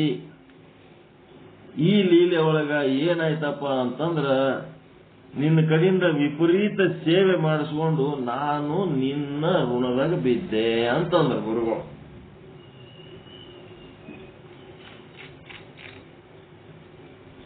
ನಾನು ನಿನ್ನ ಋಣದಾಗ ಬಿದ್ದೇನೆ. ಯಾರ ಋಣ ರೀ, ಏನು ನನ್ನ ಕರ್ತವ್ಯ ನಾ ಮಾಡೀನಿ, ಯಾರ ಋಣ ಇಲ್ಲ, ಪಣ ಇಲ್ಲ ಅಂತ ಹಚ್ಕೊಳತಾನೆ ಇಲ್ಲ ಗುರುಗಳು ಹೇಳಿದ ಮಾತು. ಅದಕ್ಕ ಗುರುಗಳು ಹೇಳ್ತಾರ, ನಿನ್ನ ಋಣದಾಗ ನಾ ಬಿದ್ದದ್ದಕ್ಕ ಆ ಋಣ ಮುಂದಿನ ಜನ್ಮದಾಗ ತೀರಿಸ್ತೀನಪ್ಪ ಅಂದ್ರ ಅವ್ರು ವೇದ ಧರ್ಮ ಗುರುಗಳು. ಅದಕ್ಕೆ ಅವ್ರು ಮುಂದಿನ ಜನ್ಮದಾಗ ಏನಾಗಿ ಹುಟ್ಟಿದ್ರು, ಸಾಂದೀಪನಿ ಅಂತ ಗುರು ಆದ. ವೇದ ಧರ್ಮ ಗುರುಗಳು ಶ್ರೀಕೃಷ್ಣ ಪರಮಾತ್ಮನಾಗಿ ಹುಟ್ಟಿ ಬಂದರು. ವೇದ ಧರ್ಮ ಗುರುಗಳೇ ಶ್ರೀಕೃಷ್ಣ ಪರಮಾತ್ಮ ಆಗಿ ಹುಟ್ಟಿ ಬಂದರು ದ್ವಾಪರ ಯುಗದೊಳಗ. ಅವ್ರ ಗುರುಗಳು ಯಾರು, ಇಲ್ಲಿ ಸಂದೀಪ ಅಂತೇನು ಸೇವೆ ಮಾಡಿದ್ನಲ್ಲ, ಆ ಸಂದೀಪ ಆ ಕೃಷ್ಣನ ಗುರುಗಳಾದ್ರು. ಸಾಂದೀಪನಿ ಗುರುಗಳು ಅಂತವ್ರು. ಕೃಷ್ಣನ ಗುರುಗಳ ಹೆಸರು ಸಾಂದೀಪನಿ ಗುರುಗಳು. ಆತನಿಗೆ ಪ್ರತಿನಿತ್ಯ ನದಿ ದಂಡೆಗೆ ಆ ಕಡೆ ಸಾಂದೀಪನಿ ಗುರುಗಳ ಆಶ್ರಮ, ಈ ಕಡೆ ಶ್ರೀಕೃಷ್ಣನ ಆಶ್ರಮ. ಈ ಆಶ್ರಮದಲ್ಲಿ 8 ಅಷ್ಟಮಹಿಷಿಯರು, 8 ಮಂದಿ ಹೆಣ್ಮಕ್ಳು ಬುತ್ತಿ ಕಟ್ಟಿ ಕೊಡ್ತಿದ್ರು. 8 ಮಂದಿ ಕಟ್ಟಿದ ಬುತ್ತಿ ತಗೊಂಡು ಹೋಗಿ ಆ ಸಾಂದೀಪನಿ ಉಣಿಸಿ ಬರ್ತಿದ್ರು ಗುರುಗಳಿಗೆ. ನೋಡ್ರಿ, ಶಿಷ್ಯ ಗುರು ಆಗ್ಯಾನ, ಗುರು ಶಿಷ್ಯ ಆಗ್ಯಾನ.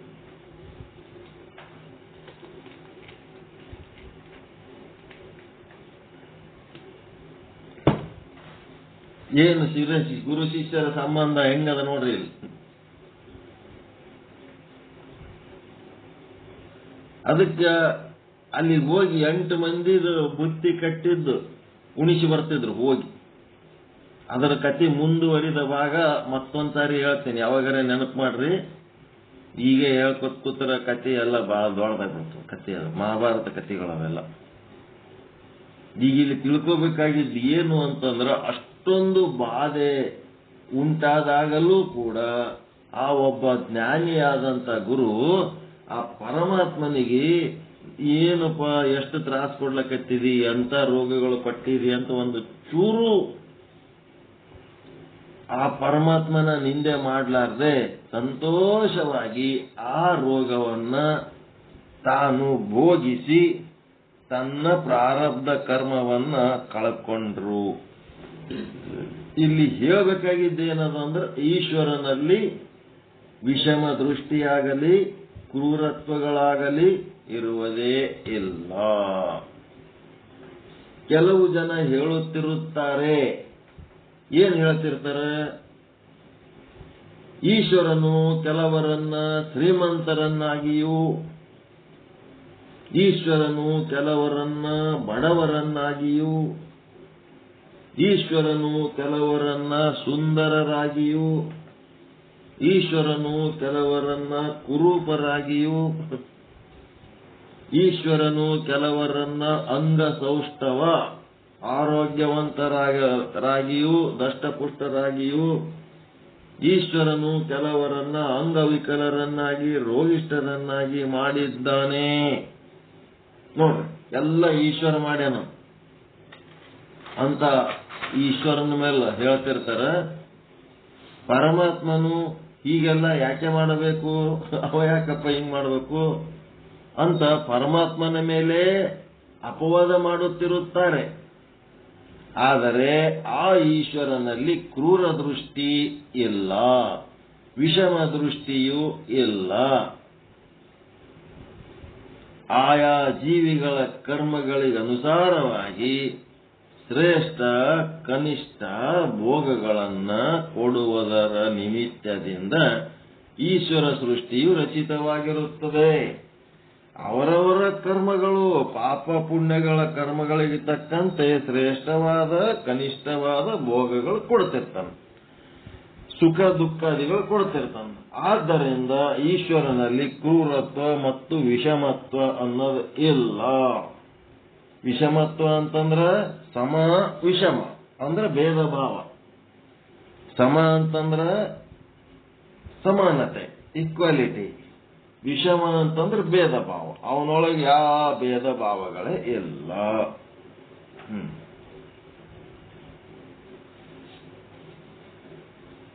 ಅವನೊಳಗೆ ಕ್ರೂರತ್ವ ಇಲ್ಲ. ಯಾರ್ಯಾರು ಶ್ರೀಮಂತರಾಗಿರುವರೋ ಅವರೆಲ್ಲ ಹಿಂದಿನ ಜನ್ಮದಲ್ಲಿ ಪುಣ್ಯ ಮಾಡಿದ್ದಾರೆ. ಯಾರ್ಯಾರು ಬಡವರಾಗಿರುವರೋ ಅವರು ಹಿಂದಿನ ಜನ್ಮದಲ್ಲಿ ಪಾಪ ಮಾಡಿದ್ದಾರೆ. ಅಷ್ಟೇ. ಹೆಂಗದ ನೋಡ್ರಿ.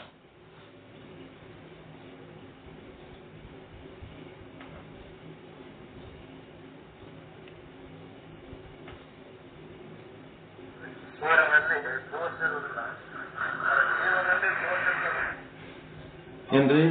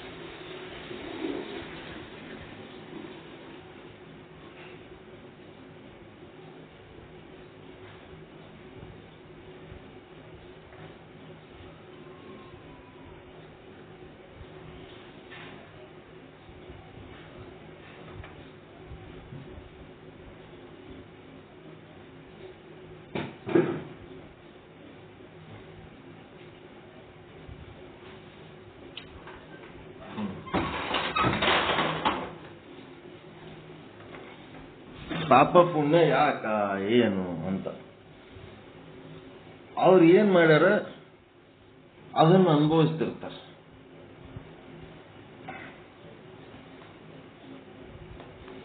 ನೋಡ್ರಿ, ಸುಮ್ನೆ ಒಂದು ಉದಾಹರಣೆ, ನಮ್ದೇನ್ ಇಂಪಾರ್ಟೆಂಟ್ ಅಂತ ತಗೊಳಕ್ ಹೋಗ್ಬೇಡ್ರಿ, ಸುಮ್ ಕತೆ.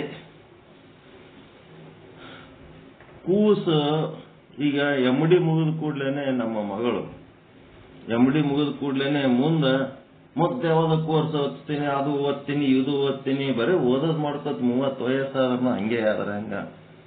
ಊರ್ ಮಂದಿಗೆ ಮಕ್ಕಳು ಆಡಿಸ್ಕೋತ್, ನಿಮ್ಗೆ ಮಕ್ಕಳು ಇರ್ಲಿಲ್ಲ ಅಂದ್ರ ಮುಂದೇನ್ ಮಾಡ್ತೀರಿ? ನಿಮ್ಮ ಮಕ್ಕಳನ್ನ ಮೊದಲು ಮಾಡ್ಕೋರಿ, ಆಮೇಲೆ ಮುಂದೆ ಓದೋದು ಬರೆಯೋದು ಇದ್ದೇ ಇರ್ತದ, ಸಾಯತನ ಓದ್ಲಿಕ್ಕೆ ಯಾರು ಬೇಡ ಅಂತಾರ ಅಂತ ನಾವು ಹೇಳಿ ಏನ್ ಮಾಡಿದೆವು, ಮಕ್ಕಳಾಗೋದಕ್ಕೆ ಒತ್ತು ಕೊಟ್ಟೆವು. ಅಲ್ಲಿ ಎಮ್ಡಿ ಓದಲ್ಲಿ ದಿನ 30 ಆಪರೇಷನ್ ಮಾಡಿಸ್ಕೊಂಡಾರ. ಮುಂಜಾನೆ 10 ಆಪರೇಷನ್, ಮಧ್ಯಾಹ್ನ 10 ಆಪರೇಷನ್, ರಾತ್ರಿ 10 ಆಪರೇಷನ್. ಹಗಲು ರಾತ್ರಿ ಊಟಕ್ಕೆ ಪುರ್ಸತಿಗಿಲ್ಲ, ತಲೆಯಾಗಿಂದ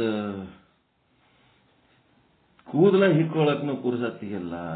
ಅಷ್ಟು ದುಡಿಸ್ಕೊಂಡಾರ ಅವ್ರು. ಎಮ್ಡಿ ಮಾಡಲ್ಲಿ ಬಹಳ ಹಿಂಸೆ, ಬಹಳ ಜವಾಬ್ದಾರಿ ಇರ್ತದೆ. ಅಷ್ಟು ಕೆಲಸ ಮಾಡಿಸ್ಕೊತಾರ ಅವ್ರು.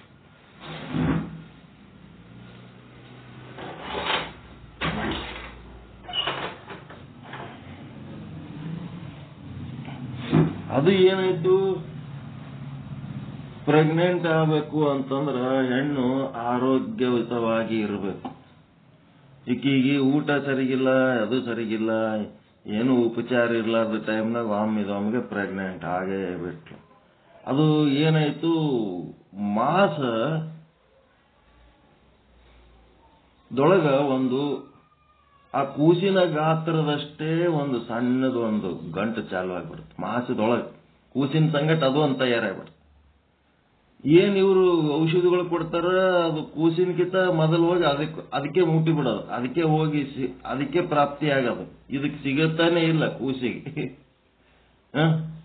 ಅವ್ರ ಅತ್ತಿ ಮತ್ತ ಅವ್ರ ಗಂಡನ ಮನೆಯವರು ಏನ್ ಅನುಭವಿಸ್ಯಾರ ಆ ಕೂಸಿನ ಬೆಳೆಸ್ಬೇಕು, ಎಷ್ಟು ಅವ್ರ ಹಾಸ್ಪಿಟಲ್ ಅಡ್ಮಿಟ್ ಮಾಡ್ಯಾರ, ಎಷ್ಟು ಕಾಸ್ಟ್ಲಿ ಟ್ರೀಟ್ಮೆಂಟ್ ಕೊಟ್ಟಾರ, ಅದು ನಮ್ಮ ಮನೆಗೆ ಕೊಡ್ಲಕ್ ಸಾಧ್ಯ ಇದ್ದಿದ್ದಿಲ್ಲ. ಅಷ್ಟು ಮಾಡ್ಯಾರ. ಮಾಡಿದ್ಮೇಲೆ ಲಾಸ್ಟಿಗೆ ಅವ್ರು ಯಾವಾಗ ಡೇಟ್ ಕೊಟ್ಟಾರ ಆ ಡೇಟಿಗೆ ಇವ್ರು ಹೋಗೋದ್ರಾಗೆ ಅದು ಕೂಸಿನ ಗತಿ ಏನೇನಾತಿತ್ತೋ ಗೊತ್ತಿಲ್ಲ. ಅದು ಹೆಂಗೋ ಏನೋ ನಮ್ಮ ಮಿಸ್ಸಸ್ ಎಳ್ಳ ಮಾಸಿಗೆ ಹೋದಾಗ ಆ ಕಡೆ ನಮ್ಮೂರಿಗೆ ಬಾ ಅಂತೇಳಿ ಕರೆಸ್ಕೊಂಡು ಅಕ್ಕಿ ತಾಯಿ ಮಗಳು ಕೂಡಿ ರಾಯಚೂರಿಗೆ ಓಡಿ ಬಂದ್ರಿ. ರಾಯಚೂರಿಗೆ ಬರೋದ್ರಾಗೆ ಇಲ್ಲಿ ಡಾಕ್ಟರ್ ಬಂದಿಟ್ಟು ಪರಿಚಯ ಮಾಡ್ಕೊರಮ್ಮ ಬಂದು 3 ದಿನದಾಗೆ ಪಾಪ ಅವ್ರು ಕಳಿಸ್ಯಾರ. ಯಾರೇ ತವ್ರ ಮನೇಲಿಂತ ಗಂಡನ ಮನೆಗೆ ಹೋಗೋ ಟೈಮ್ನೊಳಗ ಅಳ್ಕೊತ್ ಕಳಿಸ್ತಾರ. ಅಂಥದ್ದು ಗಂಡನ ಮನೇಲಿಂತ ತವ್ರ ಮನೆಗೆ ಮಗಳು ಬರಾಗ ಅವ್ರ ಅತ್ತೆ ಗಂಡ ಕಣ್ಣೀರ್ ಹಾಕೋತ್ ಕಳಿಸ್ಯಾರ. ಸುರಕ್ಷಿತವಾಗಿ ಆಗ್ಲಿ ಡೆಲಿವರಿ, ಅಲ್ಲಿಂದ ಇಲ್ಲಿ ತನಕ ಅಂಗೈಯ ಹಿಡಿದೀವಿ ಅದನ್ನ ನಾವು ಕೂಸಿನ ಅಂತೇಳಿ ಅವ್ರು ಬಹಳ ಗುದ್ದಾಡ್ಕೊಂಡು ಮಾಡ್ಕೊಂಡು ಬಂದಾರ. ಇಲ್ಲಿಗೆ ಬಂದ ಮೇಲೆ ನಾನೇನ್ ಹೇಳ್ದೆ, ನೋಡಮ್ಮ ಇಲ್ಲಿ ಡಾಕ್ಟರ್ನು ನಿನ್ನ ಆರೋಗ್ಯದ ಬಗ್ಗೆ ಏನೋ 15-20 ದಿವಸ ಟೈಮ್ ಮುಂದೆ ಇದ್ರೂ ಸಹಿತ ಒಂದಿಷ್ಟು ಡಾಕ್ಟರ್ ಬಳಿ ಹೋಗಿ ಪರಿಚಯ ಮಾಡ್ಕೊಂಡು ನಿನ್ನ ಹೆಲ್ತ್ ಬಗ್ಗೆ ಎಲ್ಲ ರಿಪೋರ್ಟ್ಸ್ ತೋರಿಸ್ಕೊಂಡು ಬಾನು ಆ ಡಾಕ್ಟರ್ ಇದ್ರೆ 1-2 ಇಂಜೆಕ್ಷನ್ ಇರ್ತಾವ. ಅರ್ಧ ಇಂಜೆಕ್ಷನ್ ಮುಂಜಾನೆ, ಅರ್ಧ ಇಂಜೆಕ್ಷನ್ ಸಂಜಿಗೆ ಮಾಡ್ಕೊರಿ. ಈಗ ಇಲ್ಲಿ ನಾ ಮಾಡಿ ಕಳಿಸ್ತೀನಿ, ಇನ್ನು ಅರ್ಧ ಮನ್ಯಾಗ ರಾತ್ರಿ RMP ಡಾಕ್ಟರ್ ಯಾರೇ ನಿಮ್ಮ ಮನೆ ಬಲ್ಲಿ ಇದ್ರೆ ಮಾಡಿಸ್ಕೊಳ್ರಿ. ನಾಳೆ ಮುಂಜಾನೆ ಇನ್ನೊಂದ್ಸಾರಿ ಬರ್ರಿ. ಬಂದು 3ನೇ ದಿವಸಕ್ಕೆ ರಿಪೋರ್ಟ್ ಹೆಂಗದದು. ಅವ್ರಿದ್ರ ನಮಗೇನು ಅದ್ರ ಸೀರಿಯಸ್ನೆಸ್ ಗೊತ್ತಿಲ್ಲ, ಅವರಿಗೆ ನಮಗ್ ಗೊತ್ತಿಲ್ಲ. ಬಟ್ ಅವ್ರಿಗೆ ಅದ್ರ ಭಯಂಕರ ಸೀರಿಯಸ್ ಗೊತ್ತದ, ಎಷ್ಟು ಸೂಕ್ಷ್ಮದ ಕಂಡೀಷನ್ ಅಂತ ಹೇಳಿ. ಸಂಜೆಗೆ ಟ್ರೀಟ್ಮೆಂಟ್ ಆಗಿದೆ. ಮರುದಿನ ಮುಂಜಾನೆ ಮತ್ತೆ ಕಾರ್ ತಗೊಂಡು ಅದು ಇಂಜೆಕ್ಷನ್ ಮಾಡಿಸ್ಕೊಳಕ್ ಹಾಸ್ಪಿಟಲ್ಗೆ ಹೋಗ್ಯಾಳ. ಮುಂಜಾನೆ ಬಂದು 3ನೇ ದಿವಸದಕ್ಕೆ ಏನ್ ಅಂದ್ಬಿಟ್ರು, ಕೂಸಿಗೆ ಹೊಟ್ಟೆಗೆ ಗರ್ಭಕೋಶದಾಗ ನೀರೇ ಕಲಸಾಗಿಬಿಟ್ಟವ, ಕೂಸು ಬೀಕ್ಲಕತ್ತು. ನಾವೇನ್ ಮಾಡ್ಬೇಕು ಈಗ ಸದ್ಯ ಇಮಿಡಿಯೇಟ್ ಆಪರೇಷನ್ ಮಾಡಿ ಕೂಸಿನ ತೆಗೆದೇ ಬಿಡ್ಬೇಕಂತ. ಆ ಕೂಸಿನ ತೆಗೆದ್ರು ಕೂಸಿನಷ್ಟೇ ಸೈಜಿನ ಗಡ್ಡಿ ಗರ್ಭಕೋಶದೊಳಗೆ ಅದಾವ. 2 ಕೂಸು ಡೆಲಿವರಿ ಆದಂಗ ಪಾಪಕ್ಕೆ ಸಣ್ಣ ಹುಡುಗಿದು ಪರಿಸ್ಥಿತಿ. 1 ಗಂಟ 1 ಕೂಸ. ಈ ಡಾಕ್ಟರ್ ಏನು ಎಕ್ಸ್ಪ್ರೆಸ್ ಮಾಡಿದ್ರು ಆ ಕೂಸಿನ ಗಂಟನ್ನ 2 ನೋಡಿ, ಈ ಗಂಟಿನ ಜೊತೆಗೆ ಇವ ಹೋರಾಟ ಮಾಡ್ಕೋತ ಬದುಕ್ಯಾನ ಅಂತಂದ್ರ ಇವ ಭಯಂಕರ ಸ್ಟ್ರಾಂಗ್ ಅದನ. ಭಯಂಕರ ಸ್ಟ್ರಾಂಗ್ ಅದನ. ಇವನ್ ಸ್ಟ್ರೆಂತ್ ಕಡಿಮೆ ಇಲ್ಲ. ಯಾಕಂತಂದ್ರ ಇವನಿಗೇನ್ ಸಿಗಬೇಕು ಅದೆಲ್ಲ ಅದೇ ನುಂಗಿ ಕುಂತದ. ಅಂತದ್ರಾಗ ಇವನು ಇಷ್ಟು ಜೀವ ಹಿಡ್ಕೊಂಡು ಅದ್ರೊಳಗ ಸರ್ವೈವ್ ಆಗಿ ಬಂದನಂತಂದ್ರೆ ಇವ ಭಯಂಕರ ಸ್ಟ್ರಾಂಗ್ ಅದನ. ಅವ ಡಾಕ್ಟರ್ ಹೇಳ್ದಂಗ ಹಂಗೆ ಅದನು, ಭಯಂಕರ ಸ್ಟ್ರಾಂಗ್ ಅದನು.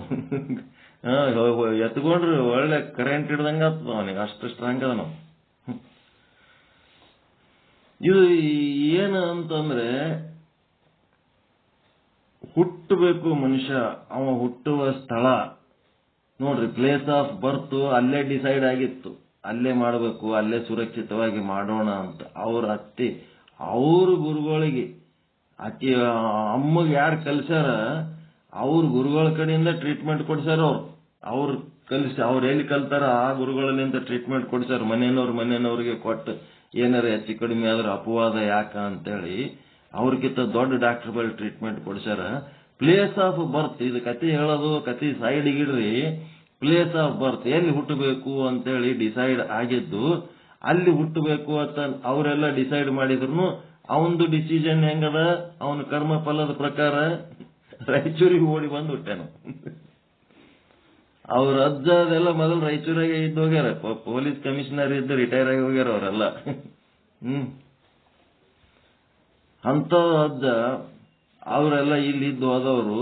ಈಗ ಅವರು ಇಲ್ಲಿ ಬಂದು ಏನಾಗ್ಯಾರ, ಇಲ್ಲಿ ಹುಟ್ಟಿದ ಬಂದು ಮೊಮ್ಮಗ. ಮೊಮ್ಮಗ ಬಂದು ಇಲ್ಲಿ ಹುಟ್ಟಿದ. Place of birth. ಮತ್ತೆ ಹುಟ್ಟುತ್ತಲೇನೆ ಅವರು ಈಗ ನಮಗ್ ಏನಾರೇ ಆಯ್ತಂತಂದ್ರೆ ಡಾಕ್ಟರ್ ಮೇಲೆ ಕರ್ಕೊಂಡು ಹೋಗ್ತಾರಲ್ರಿ, ಹೊತ್ಕೊಂಡು ಒಂದು ಎಮ್.ಡಿ. ಡಾಕ್ಟರ್ ಕೈಯಾಗೆ ಅವ ಹುಟ್ಟಿ ಬೆಳಿತಾನ ಅಂತಂದ್ರೆ ಅವ ಏಟ್ ಪುಣ್ಯವಂತ ಇರ್ಬೇಕು, ಇದು ಲೆಕ್ಕ ಹಾಕ್ರಿ. ನಮಗ ಡಾಕ್ಟರ್ ಬೇಕು ಅಂದ್ರೆ ದವಾಖಾನಿಗೆ ಹೋಗ್ಬೇಕಾಗ್ತದ. ನಾವು ಡಾಕ್ಟರ್ಗಳು ನಮ್ಮ ಮನೆಗೆ ಇಲ್ಲಿ ಬರ್ತಾರ. ಪುಣ್ಯದ ಫಲ ಹೌದಿಲ್ರಿ ಅದು. ಕಣ್ಣು ತೆರೆದ್ರೆ ಸುತ್ತಮುತ್ತ ಡಜನ್ ಗಟ್ಲೆ ಡಾಕ್ಟರ್ಗಳಿಗೆ ಅವನಿಗೆ ಮುಂದೆ. ಎಂತ ಪುಣ್ಯವಂತಪ್ಪ. ಮತ್ತ ಅಷ್ಟೆಲ್ಲ ವ್ಯವಸ್ಥೆ ಇದ್ರು ಸಹಿತ ಒಂದು ನೆಗಡಿ ಇಲ್ಲ, ಒಂದು ಕೆಮ್ಮಿಲ್ಲ, ಒಂದು ಹೊಟ್ಟೆ ನೋವಿಲ್ಲ, ಅಗದಿ ಆರಾಮ್. 3-4 ತಿಂಗಳಾಯ್ತು, ಒಟ್ಟ ಮೆಡಿಕಲ್ ಅವನಿಗೆ ನೆಸೆಸಿಟಿನೇ ಇಲ್ಲ, ಅಷ್ಟು ಗಟ್ಟಿಮುಟ್ಟದ ನಾವು. ಚಲೋ ಆರೋಗ್ಯವಂತ, ಅಗದಿ ಹಸನ್ಮುಖಿ, ನಕ್ಕೋತ, ಖುಷಿ ಖುಷಿ ಖುಷಿ ಖುಷಿ ಖುಷಿ ಹುಡುಗ. ಇದು ಇಲ್ಲಿ ಏನ್ ಪಾಠ ಹೇಳಕತ್ತಾರ, ಈ ಪಾಠಕ್ಕೆ ತಕ್ಕಂತೆ ಯಾರು ಹಿಂದಿನ ಜನ್ಮದಾಗ ಪುಣ್ಯ ಮಾಡಿರ್ತಾರ ಅವರು ಸುಖವಾಗಿರ್ತಾರ, ಆರೋಗ್ಯವಾಗಿರ್ತಾರ ಅನ್ನಂಥದ್ದು ಇದು ಉದಾಹರಣೆ. ಹೌದಾ ಇಲ್ಲ? ಪಾಪ ಮಾಡಿದವರಿಗೆ ತಾಯಿ ಎದೆ ಒಳಗೆ ಹಾಲು ಸಹಿತ ಬರಂಗಿಲ್ಲ. ಇಂಥವ್ರು ಹುಟ್ಟಿದ್ರಂತಂದ್ರೆ ಹುಟ್ಟುತ್ತಲೇನೆ ಬಂಗಾರ ಚಮಚದಲ್ಲಿಂತ ಹಾಲು ಕುಡಿತಾರ. ಅಂತ ಮಕ್ಕಳು ಹುಟ್ಟುತ್ತಾರ. ಯಾಕಂದ್ರೆ ಯಾರ್ಯಾರು ಶ್ರೀಮಂತರಾಗಿರುವರೋ ಅವರ ಹಿಂದಿನ ಜನ್ಮದಲ್ಲಿ ಪುಣ್ಯ ಮಾಡಿದ್ದಾರೆ, ಅವರು ಪುಣ್ಯ ಮಾಡಿ ಬಂದಾರ. ಯಾರ್ಯಾರು ಬಡವರಾಗಿರುವರೋ ಅವರು ಹಿಂದಿನ ಜನ್ಮದಲ್ಲಿ ಪಾಪ ಮಾಡಿದ್ದಾರೆ. ಅವ್ರದ್ದು ನೆಟಿವ್ ಪ್ಲೇಸ್ ಹುಲುಕುಂದ ಅಂತ ಬರ್ತದ, ಅಲ್ಲೇ ರಾಮದುರ್ಗ ಹತ್ರ.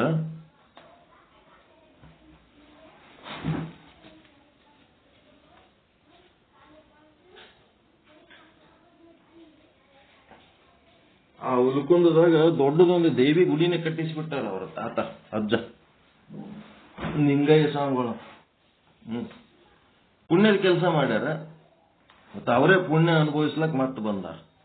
ಯಾರ್ಯಾರು ಶ್ರೀಮಂತರಾಗಿರುವವರು ಅವರು ಹಿಂದಿನ ಜನ್ಮದಲ್ಲಿ ಪುಣ್ಯ ಮಾಡಿದ್ದಾರೆ, ಯಾರ್ಯಾರು ಬಡವರಾಗಿದ್ದಾರೋ ಅವರು ಹಿಂದಿನ ಜನ್ಮದಲ್ಲಿ ಪಾಪ ಮಾಡಿದ್ದಾರೆ.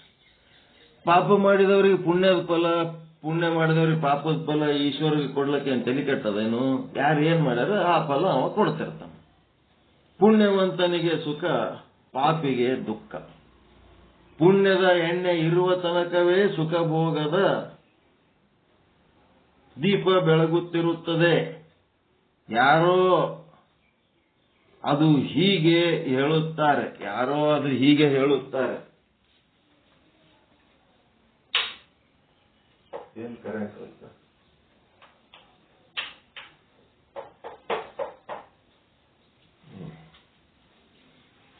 ಏನ್ ಹೇಳ್ತಾರಪ್ಪ ಅಂತಂದ್ರೆ,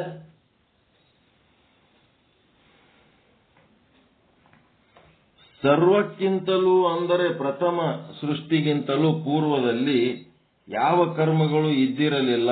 ಆದರೂ ಪ್ರಥಮ ಸೃಷ್ಟಿಯಲ್ಲಿದ್ದ ಶ್ರೇಷ್ಠ ಕನಿಷ್ಠ ಶರೀರಗಳನ್ನ ಹಾಗೂ ಭೋಗಗಳನ್ನ ರಚಿಸಿರುತ್ತಾನೆ. ಆದ್ದರಿಂದ ಈಶ್ವರನಲ್ಲಿ ವಿಷಮ ದೃಷ್ಟಿ ಇರುತ್ತದೆ. ಈಶ್ವರನೊಳಗೆ ವಿಷಮ ದೃಷ್ಟಿ ಇರ್ತದ. ಈಗ ಹಿಂದಿನ ಜನ್ಮದಾಗ ಪಾಪ ಪುಣ್ಯ ಮಾಡಿದವರಿಗೆ ಫಲ ಕೊಡ್ಲಿ, ಎಲ್ಲಕ್ಕಿಂತ ಮೊದಲು ಹುಟ್ಟಿದವರು ಅವ್ರಿಗೆ ಹಿಂದಿನ ಜನ್ಮ ಅನ್ನೋದು ಇಲ್ಲವೇ ಇಲ್ಲ. ಎಲ್ಲಕ್ಕಿಂತ ಮೊದಲು ಹುಟ್ಟಿದವರಿಗೆ ಪಾಪ ಪುಣ್ಯದ ಫಲ ಕೊಟ್ಟನಲ್ಲ, ಸುಖ ದುಃಖ ಕೊಟ್ಟನಲ್ಲ, ಹೀಗಾಗಿ ಅವ್ರು ಹಿಂದಿನ ಜನ್ಮನೇ ಇಲ್ಲ, ಹಿಂದಿನ ಜನ್ಮದಾಗ ಪಾಪನೂ ಮಾಡಿಲ್ಲ ಪುಣ್ಯನೂ ಮಾಡಿಲ್ಲ, ಅಂತವ್ರಿಗೆ ಇವ ಫಲ ಕೊಡ್ತಾನಲ್ಲ ಸುಖ ದುಃಖಗಳು, ಇದೇನಪ್ಪ ಅಂತೇಳಿ ಈಶ್ವರನಲ್ಲಿ ವಿಷಮ ದೃಷ್ಟಿ ಇದೆ ಅಂತ ಹೇಳ್ತಾರ. ಕೆಲವೊಬ್ರು ಹಂಗೆ ಹೇಳ್ತಾರ ಫಸ್ಟ್ ಇಂದಂತ. ಅದಕ್ಕೆ ಆದರೆ ಅದು ಸಂಭವಿಸುವುದಿಲ್ಲ. ಈಶ್ವರ ಹಂಗೆಲ್ಲ. ಹಿಂದಿನ ಸೃಷ್ಟಿಯೊಳಗೆ ಜೀವಿಗಳು ಇದ್ದರು, ಆ ಜೀವಿಗಳು ಕರ್ಮಗಳನ್ನು ಮಾಡಿದ್ದರು. ಆ ಕರ್ಮಗಳು ಪ್ರಳಯ ಕಾಲದಲ್ಲಿ ಮಾಯೆಯೊಳಗೆ ಉಳಿದಿದ್ದವು. ಆ ಮಾಯೆಯೊಳಗಿನ ಪೂರ್ವ ಸೃಷ್ಟಿಯ ಜೀವರುಗಳ ಕರ್ಮಗಳು ಫಲ ಕೊಡಲು ಸಮ್ಮುಖವಾದ ಕೂಡಲೇ ಆ ಈಶ್ವರನಲ್ಲಿ ಇಚ್ಛೆಯಾಗಿ ಜಗತ್ತು ಪ್ರಪಂಚ ಚಾಲು ಆಯಿತು ಅಂತ ಹೇಳುವಿರಲ್ಲ. ಹಿಂದಿನ ಪುಣ್ಯ ಪಾಪದ ಫಲ ಪ್ರಸ್ತುತ ಶರೀರ, ಪ್ರಸ್ತುತ ಶರೀರದ ಪುಣ್ಯ ಪಾಪದ ಫಲ ಮುಂದಿನ ಶರೀರದಲ್ಲಿ. ಈ ರೀತಿ ಇರ್ತದ. ಈ ಸಲ ಏನು ಸೃಷ್ಟಿ ಆಗ್ಯದ ಇದೇ ಸೃಷ್ಟಿನೇ ಫಸ್ಟ್ ಸೃಷ್ಟಿ ಅಲ್ಲ, ಇದಕ್ಕಿಂತ ಹಿಂದೆ ಒಂದು ಸೃಷ್ಟಿ ಅಂತ ಇತ್ತು. ಆ ಸೃಷ್ಟಿ ಒಳಗೂ ನಾವೇ ಇದ್ದೆವು. ಅಲ್ಲಿನೂ ಪಾಪ ಪುಣ್ಯ ಮಾಡಿ ಬ್ರಹ್ಮನ ಆಯುಷ್ಯ 100 ವರ್ಷ ಮುಗಿದದ್ದಕ್ಕ ನಾವೇನಾಗಿದ್ದೆವು,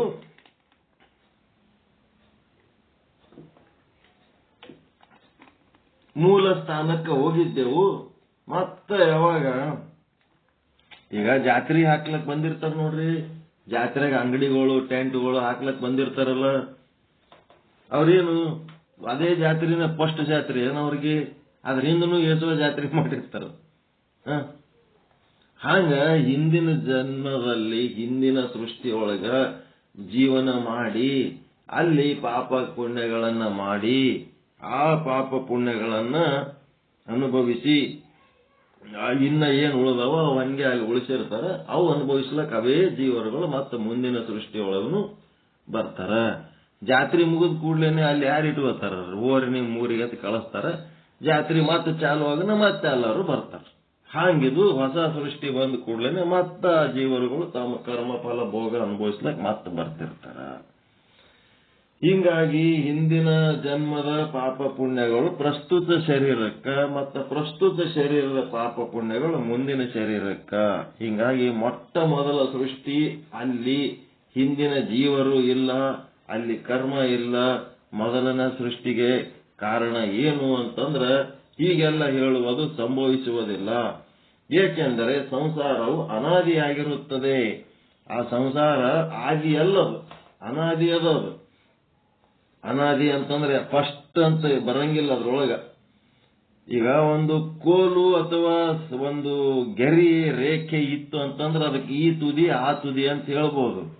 ಒಂದು ಚಕ್ರ ಇತ್ತು ಅಂತಂದ್ರೆ ಆ ಚಕ್ರದೊಳಗ ಆದಿ ಯಾವುದು ಅನಾದಿ ಯಾವುದು. ಆ ಚಕ್ರದಾಗ ಆದಿನೂ ಇಲ್ಲ ಅನಾದಿನೂ ಇಲ್ಲ, ಅದು ಚಕ್ರ. ಅದು ಮುಂದಿನ ಬಿಂದುವಿಗೆ ಹಿಂದಿನ ಬಿಂದು ಆದಿ, ಹಿಂದಿನ ಮುಂದಿನ ಇದಕ್ಕೆ ಮುಂದಿನ ಬಿಂದು ಆರಂಭ. ಹಿಂಗಿರ್ತದೆ. ಹಿಂಗಾಗಿ ಇಲ್ಲಿ ನಿಮ್ಗೆಲ್ಲ ಗೊತ್ತಿದ್ದದ್ದು ವಿಷಯನೇ ಅದ, ಅದನ್ನ ಡೀಪ್ ಆಗಿ ಹೇಳೋದು ಬೇಕಾಗಿಲ್ಲ. ಈ ಸೃಷ್ಟಿಯನ್ನು ಅನಾದಿ ಪ್ರವಾಹ ರೂಪ ಅನಾದಿ ಎನ್ನುತ್ತಾರೆ. ಹಿಂದಿನ ನೀರು ಬರುತ್ತಿರುತ್ತವೆ, ಇಂದಿನ ನೀರು ಹರಿದು ಹೋಗುತ್ತಿರುತ್ತವೆ. ಇದು ಜಲಚಕ್ರ. ಈಗ ನೋಡ್ರಿ, ನದಿ ನೀರ ಹಿಂದಿಂದ ನೀರು ಬರ್ತಾನೆ ಇರ್ತದ. ಎಲ್ಲಿಂದ ಬರ್ತಿರ್ತದ? ಸಮುದ್ರಲಿಂದ ಬರ್ತಿರ್ತದ. ಮತ್ತ ಇವತ್ತಿನ ನೀರು ಮುಂದೆ ಹರಿದು ಹೋಗ್ತಿರ್ತದೆ. ಎಲ್ಲಿಗೆ ಹೋಗ್ತಿರ್ತದ? ಸಮುದ್ರಕ್ಕೆ ಹರಿದು ಹೋಗ್ತಿರ್ತದ. ಸಮುದ್ರದಿಂದ ಬಂದು ಸಮುದ್ರಕ್ಕೆ ಹರಿದು ಹೋಗ್ತಿರ್ತದ. ಜಲಚಕ್ರ. ಹಂಗ ಸೃಷ್ಟಿಗೆ ಆದಿ ಅಂತ್ಯ ಅಂತ ಇಲ್ಲ. ಅದಕ್ಕೇನಂದಾರ? ಭವಚಕ್ರ ಅಂದಾರ. ಹುಟ್ಟು ಸಾವುಗಳ ಚಕ್ರಕ್ಕೆ ಭವಚಕ್ರ ಅಂದಾರ. ಹುಟ್ಟಿ ಬರೋದು ಎದಕ್ಕೆ ಬರ್ತೀವಿ? ಹಿಂದಿನ ಜನ್ಮದಾಗ ಮಾಡಿದ ಕರ್ಮಗಳನ್ನ ಭೋಗಿಸ್ಲಕ್ಕ ಬರ್ತೀವಿ. ಬಂದ್ ಏನ್ ಮಾಡ್ತೀವಿ? ಮತ್ತೆ ಹೊಸ ಕರ್ಮಗಳನ್ನ ಮಾಡ್ತೀವಿ. ಆ ಕರ್ಮಗಳನ್ನ ಭೋಗಿಸ್ಲಕ್ಕ ಮತ್ತೆ ಮುಂದಿನ ಜನ್ಮಕ್ಕೆ ಹೋಗ್ತೀವಿ. ಹಿಂಗೆ ದೇಹದಿಂದ ಕರ್ಮ, ಕರ್ಮದಿಂದ ದೇಹ, ದೇಹದಿಂದ ಕರ್ಮ, ಕರ್ಮದಿಂದ ದೇಹ. ಅದೇ ಹಂಗಂದ್ರೆ ಚಕ್ರಾಕಾರವಾಗ್ಯದ. ಅದು ಏನು ರೇಖಾಕಾರವಾಗಿ ಇಲ್ಲ. ಅದಕ್ಕೆ ಫಸ್ಟ್ ಜನ್ಮ, ಫಸ್ಟ್ ಸೃಷ್ಟಿ, ಫಸ್ಟ್ ಜೀವರುಗಳು ಅಂತ ಹಂಗೆ ಹೇಳಲಿಕ್ಕೆ ಬರಂಗಿಲ್ಲ. ಒಂದು ಸರಳ ರೇಖೆ ಹಾಕಿದರೆ 2 ತುದಿಗಳು ಸಿಗುತ್ತವೆ. ಬದಲಾಗಿ ಚಕ್ರಾಕಾರ ಹಾಕಿದರೆ ಮೊದಲು ಎಂಬುವುದು ಇಲ್ಲ, ಕೊನೆ ಎಂಬುವುದು ಇಲ್ಲ. ಹಾಗೆಯೇ ಸಂಸಾರವು ಏನಾಗಿದೆ? ಪ್ರವಾಹ ರೂಪದಿಂದ ಅನಾದಿಯಾಗಿರುತ್ತದೆ. ಈಗ ಜಾತ್ರೆಗ ಜೇಂಟ್ ವೀಲ್ನ ಕೂತಿರಿಲ್ಲ ಯಾವಾಗರೆ?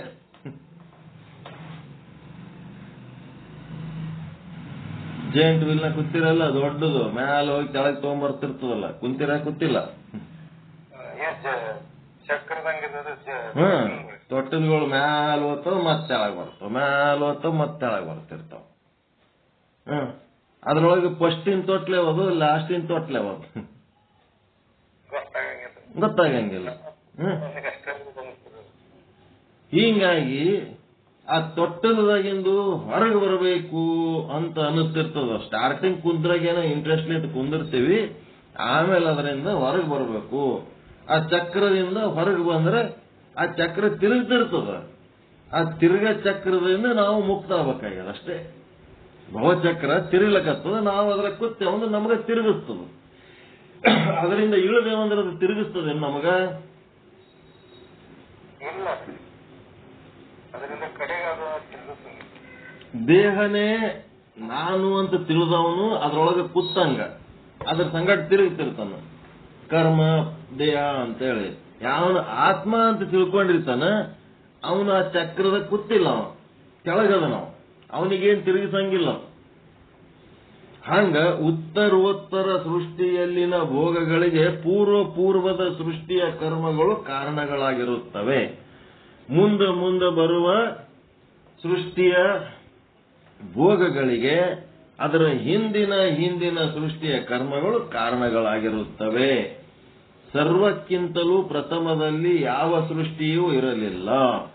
ಮತ್ತೆ ಸೃಷ್ಟಿಯ ಚಕ್ರ ಸೃಷ್ಟಿಯಾಗುವ ಮುನ್ನ, ಆದ್ದರಿಂದ ಈಶ್ವರನಲ್ಲಿ ದೋಷವಿರುವುದಿಲ್ಲ. ಆದ್ದರಿಂದ ಈಶ್ವರನು ಜೀವಿಗಳ ಕರ್ಮಗಳಿಗನುಸಾರವಾಗಿ ಪಶು ಜೀವಿ, ಗಂಡು ಹೆಣ್ಣು, ಪಂಡಿತ ಪಾಮರ, ಬಡವ ಶ್ರೀಮಂತ ಇತ್ಯಾದಿ ಸೃಷ್ಟಿಯನ್ನ ಮಾಡಿದ್ದಾನೆ. ಅವನಲ್ಲಿ ಯಾವ ಕ್ರೂರತ್ವವೂ ಇಲ್ಲ. ನಾವು ಏನು ಅನುಭವಿಸ್ಲಕತ್ತೀವಿ, ಎಲ್ಲಿ ಹುಟ್ಟಿವಿ, ಯಾರ ಹೊಟ್ಟೆಗೆ ಹುಟ್ಟಿವಿ, ಎಂಥವ್ರ ಹೊಟ್ಟೆಗೆ ಹುಟ್ಟಿವಿ, ಎಂಥವ್ರಿಗೆ ಕಟ್ಕೊಂಡಿವಿ, ಎಂಥವ್ರಿಗೆ ಹಡ್ದೀವಿ, ಎಂಥ ಊರಾಗದೀವಿ, ಅವೆಲ್ಲ ಏನದವ ಅಂದ್ರ ಅದಕ್ಕೆ ಯಾರೂ ಕಾರಣರಲ್ಲ. ನಮ್ಮ ಕರ್ಮಗಳೇ ಆ ಫಲಗಳಿಗೆ ಕಾರಣ. ನಮ್ಮವೇ ಫಲಗಳು ಅದಕ್ಕೆ ಕಾರಣ. ಹೀಗಾಗಿ ನೀವು ಯಾವ ದೇವರ ಮೇಲೂ ಬ್ಲೇಮ್ ಮಾಡಬಾರ್ದು, ಯಾವ ಜೀವರುಗಳ ಮೇಲೂ ಬ್ಲೇಮ್ ಮಾಡಬಾರ್ದು, ಯಾವ ಕಾಲ ಕರ್ಮಗಳ ಮೇಲೂ ಬ್ಲೇಮ್ ಮಾಡಬಾರ್ದು. ಅದೆಲ್ಲ ನಮ್ಮ ಕರ್ಮಫಲ.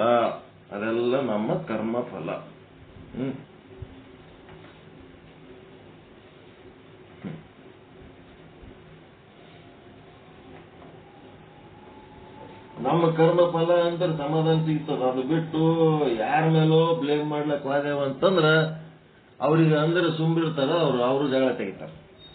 ಜಗಳ ತೆಕ್ಕೊಂಡು ಸುಮ್ನೆ ಸಂಬಂಧ ಇಲ್ಲ, ಸೂತ್ರಿಲ್ಲ, ನಮ್ಮ ಕರ್ಮ ನಾವು ಭೋಗಿಸ್ಲಕತ್ತೀವಿ ಬಿಡಪ್ಪ, ನಿಂದೇನ್ ತಪ್ಪಿಲ್ಲ ಬಿಡಪ್ಪ ಅಂತಂದ್ರೆ ಸಮಾಧಾನ ಇರ್ತದೆ. ಅದು ಬಿಟ್ಟಿಗೆ ನನ್ನ ಕರ್ಮಕ್ಕೆ ನೀನೇ ಕಾರಣ, ಎಷ್ಟು ಜನ್ಮದ ಕರ್ಮಕ್ಕೆ ನೀನು ಬಂದು ನನ್ನ ಗಂಟು ಬಿದ್ದಿ, ಹಿಂಗೆಲ್ಲ ಅಂತಿರ್ತಾರ ನೋಡ್ರಿ. ಇವೆಲ್ಲ ಏನದ ಅರ್ಥ ಇಲ್ಲದ ಮಾತುಗಳು. ನಮ್ಮ ಕರ್ಮನೇ ನಮಗ್. ಅದಕ್ಕೆ ಈಶ್ವರ ಅವನಿಗೆ, ಶಿವನಿಗೆ ಏನಂತಾರ, ಮಂಗಳಕಾರಿ ಅಂತಾರ. ಅವನಿಗೆ ಅಮಂಗಳಕಾರಿ ಅಲ್ಲವೇ ಅಲ್ಲ.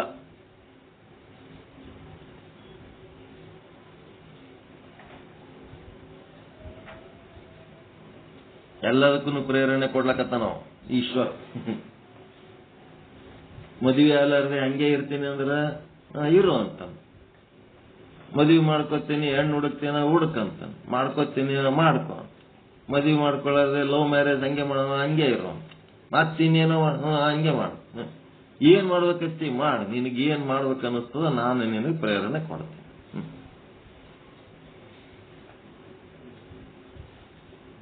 ನೀನು ಮಾಡಿದ ಕರ್ಮದ ಫಲ ಏನದ ಅದು ನಿನಗೆ ಬಿಡಂಗಿಲ್ಲ. ಅದು ಏನು ಚಲೋದು ಮಾಡಿದಿ ಅಂತಂದ್ರ ಅರಿವಿನಿಂದ ಮಾಡಿದ್ದು ಪುಣ್ಯದ ಫಲ, ಅರಿವಿರ್ಲಾರ್ದು ಮಾಡಿದ್ದು ಪಾಪದ ಫಲ. ಪುಣ್ಯದ ಫಲ ಸುಖ, ಪಾಪದ ಫಲ ದುಃಖ ನೀನು ಅನುಭವಿಸಲೇಬೇಕು ಅಷ್ಟೇ. ಆ ಫಲ ಕೊಡುವುದರೊಳಗ ಯಾರಿಗೂ ಭೇದ ಭಾವ ಮಾಡಂಗಿಲ್ಲ. ಅದಕ್ಕೆ ಅವ್ರ ಬಸವಣ್ಣವ್ರ ವಚನ ಏನದ, ಧರಣಿಯ ಮೇಲೊಬ್ಬ ಹಿರಿದಪ್ಪ ಅಂಗಡಿಯ ನಿಕ್ಕಿ. ಈ ಒಂದು ದೋಹಕ ಈ ವಚನ ಮ್ಯಾಚಿಂಗ್.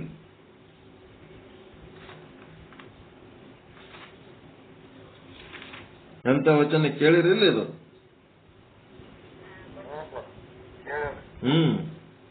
115ನೇ ವಚನ ಇದು.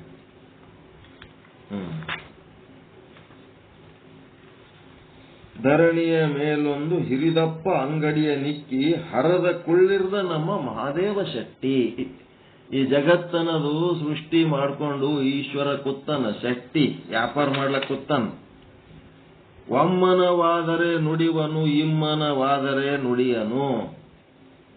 ಒಮ್ಮನ ಅಂದ್ರ ನಮ್ಮ ಇಚ್ಛೆ ಅವನ ಇಚ್ಛೆ ಎರಡು ಮ್ಯಾಚ್ ಆದು ಅಂತಂದ್ರೆ ಆವಾಗ ಈಶ್ವರನ ಕೃಪೆ ನಮಗ ಸಾರ್ಥಕ ಅನ್ನಿಸ್ತಿರ್ತದ.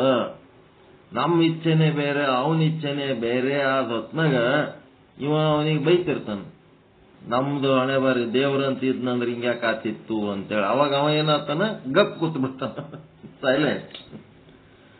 ಕಾಣಿಯ ಸೋಲ ಅರ್ಧ ಕಾಣಿಯ ಗೆಲ್ಲ. ಕಾಣಿಯ ಸೋಲ ಅರ್ಧ ಕಾಣಿಯ ಗೆಲ್ಲ ಅಂತಂದ್ರ ಒಂದು ಚೂರು ನಮ್ಮ ಕರ್ಮಗಳಿಗೆ ಏನು ಫಲ ಸಿಗಬೇಕು ಆ ಫಲ ಕೊಡೋದ್ರಾಗ ಒಂದು ಚೂರು ಹೆಚ್ಚು ಕೊಡಲ್ಲ, ಒಂದು ಚೂರು ಕಡಿಮೆ ಕೊಡಲ್ಲ, ಅಗ್ರಿ ಅಕ್ಯುರೇಟ್ ಫಲ ಕೊಡ್ತಾನ. ಜಾಣ ನೋಡಮ್ಮ ನಮ್ಮ ಕೂಡಲ ಸಂಗಮ ದೇವ, ಅಷ್ಟು ಕರೆಕ್ಟ್ ಕೆಲಸ ಮಾಡ್ತಿರ್ತಾನ. ಅದಕ್ಕೆ ಕರ್ಮ ಫಲ ಬೇಡ್ಲಕ್ ಹೋಗ್ಬೇಡ್ರಿ, ಅವ ಕೊಟ್ಟೆ ಕೊಡ್ತಾನ ಅಂತೇಳಿ ಅವನ ಮೇಲೆ ವಿಶ್ವಾಸ ಇರಲಿ. ಅದಕ್ಕೆ ಆರಂಭ ಮಾಡುವೆ ಗುರು ಪೂಜೆಗೆಂದು ಅಂತೇಳಿ ವಚನ ಅದಲ್ರಿ.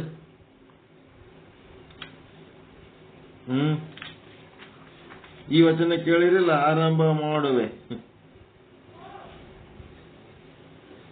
ನಾನಾವ ಕರ್ಮಗಳ ಮಾಡಿದಡೆಯೂ 709ನೇ ವಚನ.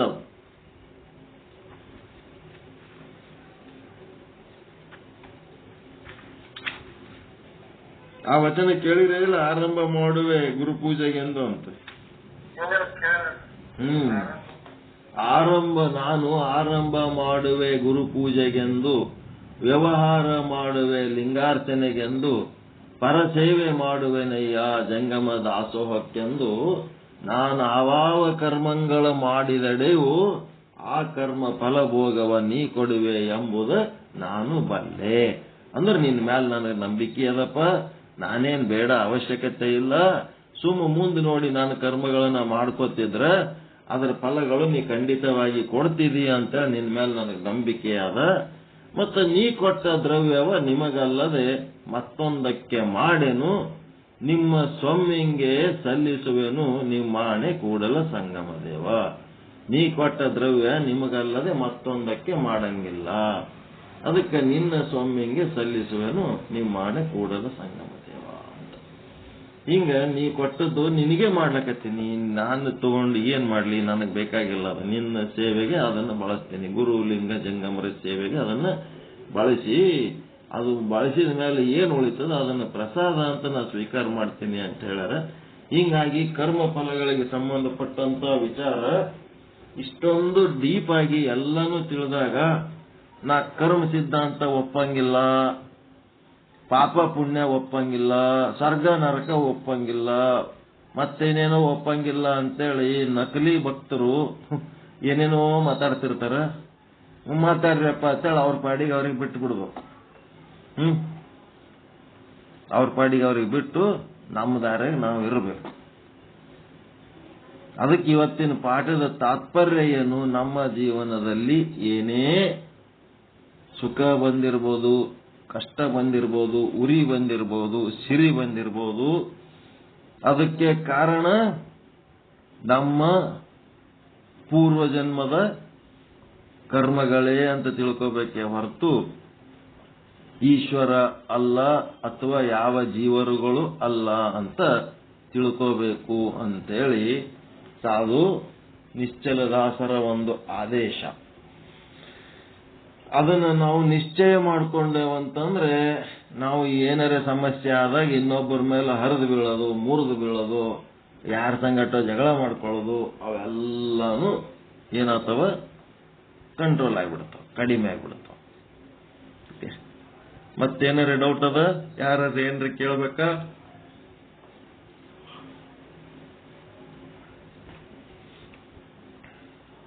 ಎಲ್ಲ ಕ್ಲಿಯರ್ ಅರ್ಥ ಆಗ್ಯದಲ್ರಿ? ಪರಮಾನಂದ ಪ್ರಾಪ್ತಿ ಭವ, ಸರ್ವ ದುಃಖ ನಿವೃತ್ತಿ ಭವ, ಇಷ್ಟಾರ್ಥ ಸಿದ್ಧಿರಸ್ತು, ಯಶಸ್ವಿ ಭವ ಯಶಸ್ವಿ ಭವ. ಜೈ ಶುದ್ಧ ಬ್ರಹ್ಮ, ಜೈ ಜೈ ಶುದ್ಧ ಬ್ರಹ್ಮ. ಓಂ ಶಾಂತಿ ಶಾಂತಿ ಶಾಂತಿ. ಶರಣು ಶರಣಾರ್ಥಿ, ಶರಣು ಶರಣ. ಎಲ್ಲರಿಗೂ ಒಳಿತಾಗಲಿ, ಎಲ್ಲರಿಗೂ ಶುಭವಾಗಲಿ. ಓಂ ನಮಃ ಶಿವಾಯ. ಓಂ ನಮಃ ಶಿವಾಯ. ಇವತ್ತಿನ ಪ್ರಕಟಣೆಗಳು. ಇವತ್ತು ಶ್ರೀ ಸಿದ್ಧಾಂತ ಶಿಖಾಮಣಿ ಪಾರಾಯಣ ಐತಿ ಮಧ್ಯಾಹ್ನ 4 ಗಂಟೆಗೆ. ಮಧ್ಯಾಹ್ನ 1 ಗಂಟೆಗೆ ಶ್ರೀಮದ್ ಭಗವದ್ಗೀತೆ ಪಾಠ. ರಾತ್ರಿ 8 ಶ್ರೀಮದ್ ಭಾಗವತ ಮಹಾಪುರಾಣ ಹಾಗೂ ಶ್ರೀ ಸಿದ್ದೇಶ್ವರ ಸ್ವಾಮಿಗಳ ವಿರಚಿತವಾದ ಶ್ರೀ ಸಿದ್ಧಾಂತ ಶಿಖಾಮಣಿಯ ಜ್ಞಾನವನ್ನು ಗುರುಗಳು ಹೇಳ್ತಾರೆ. ಈ ಒಂದು ಎಲ್ಲ ಕಾರ್ಯಕ್ರಮಗಳಿಗೆ ಎಲ್ಲರೂ ಹಾಜರಾಗಿ ಇದರ ಪ್ರಯೋಜನ ಪಡ್ಕೋಬೇಕಂತೇಳಿ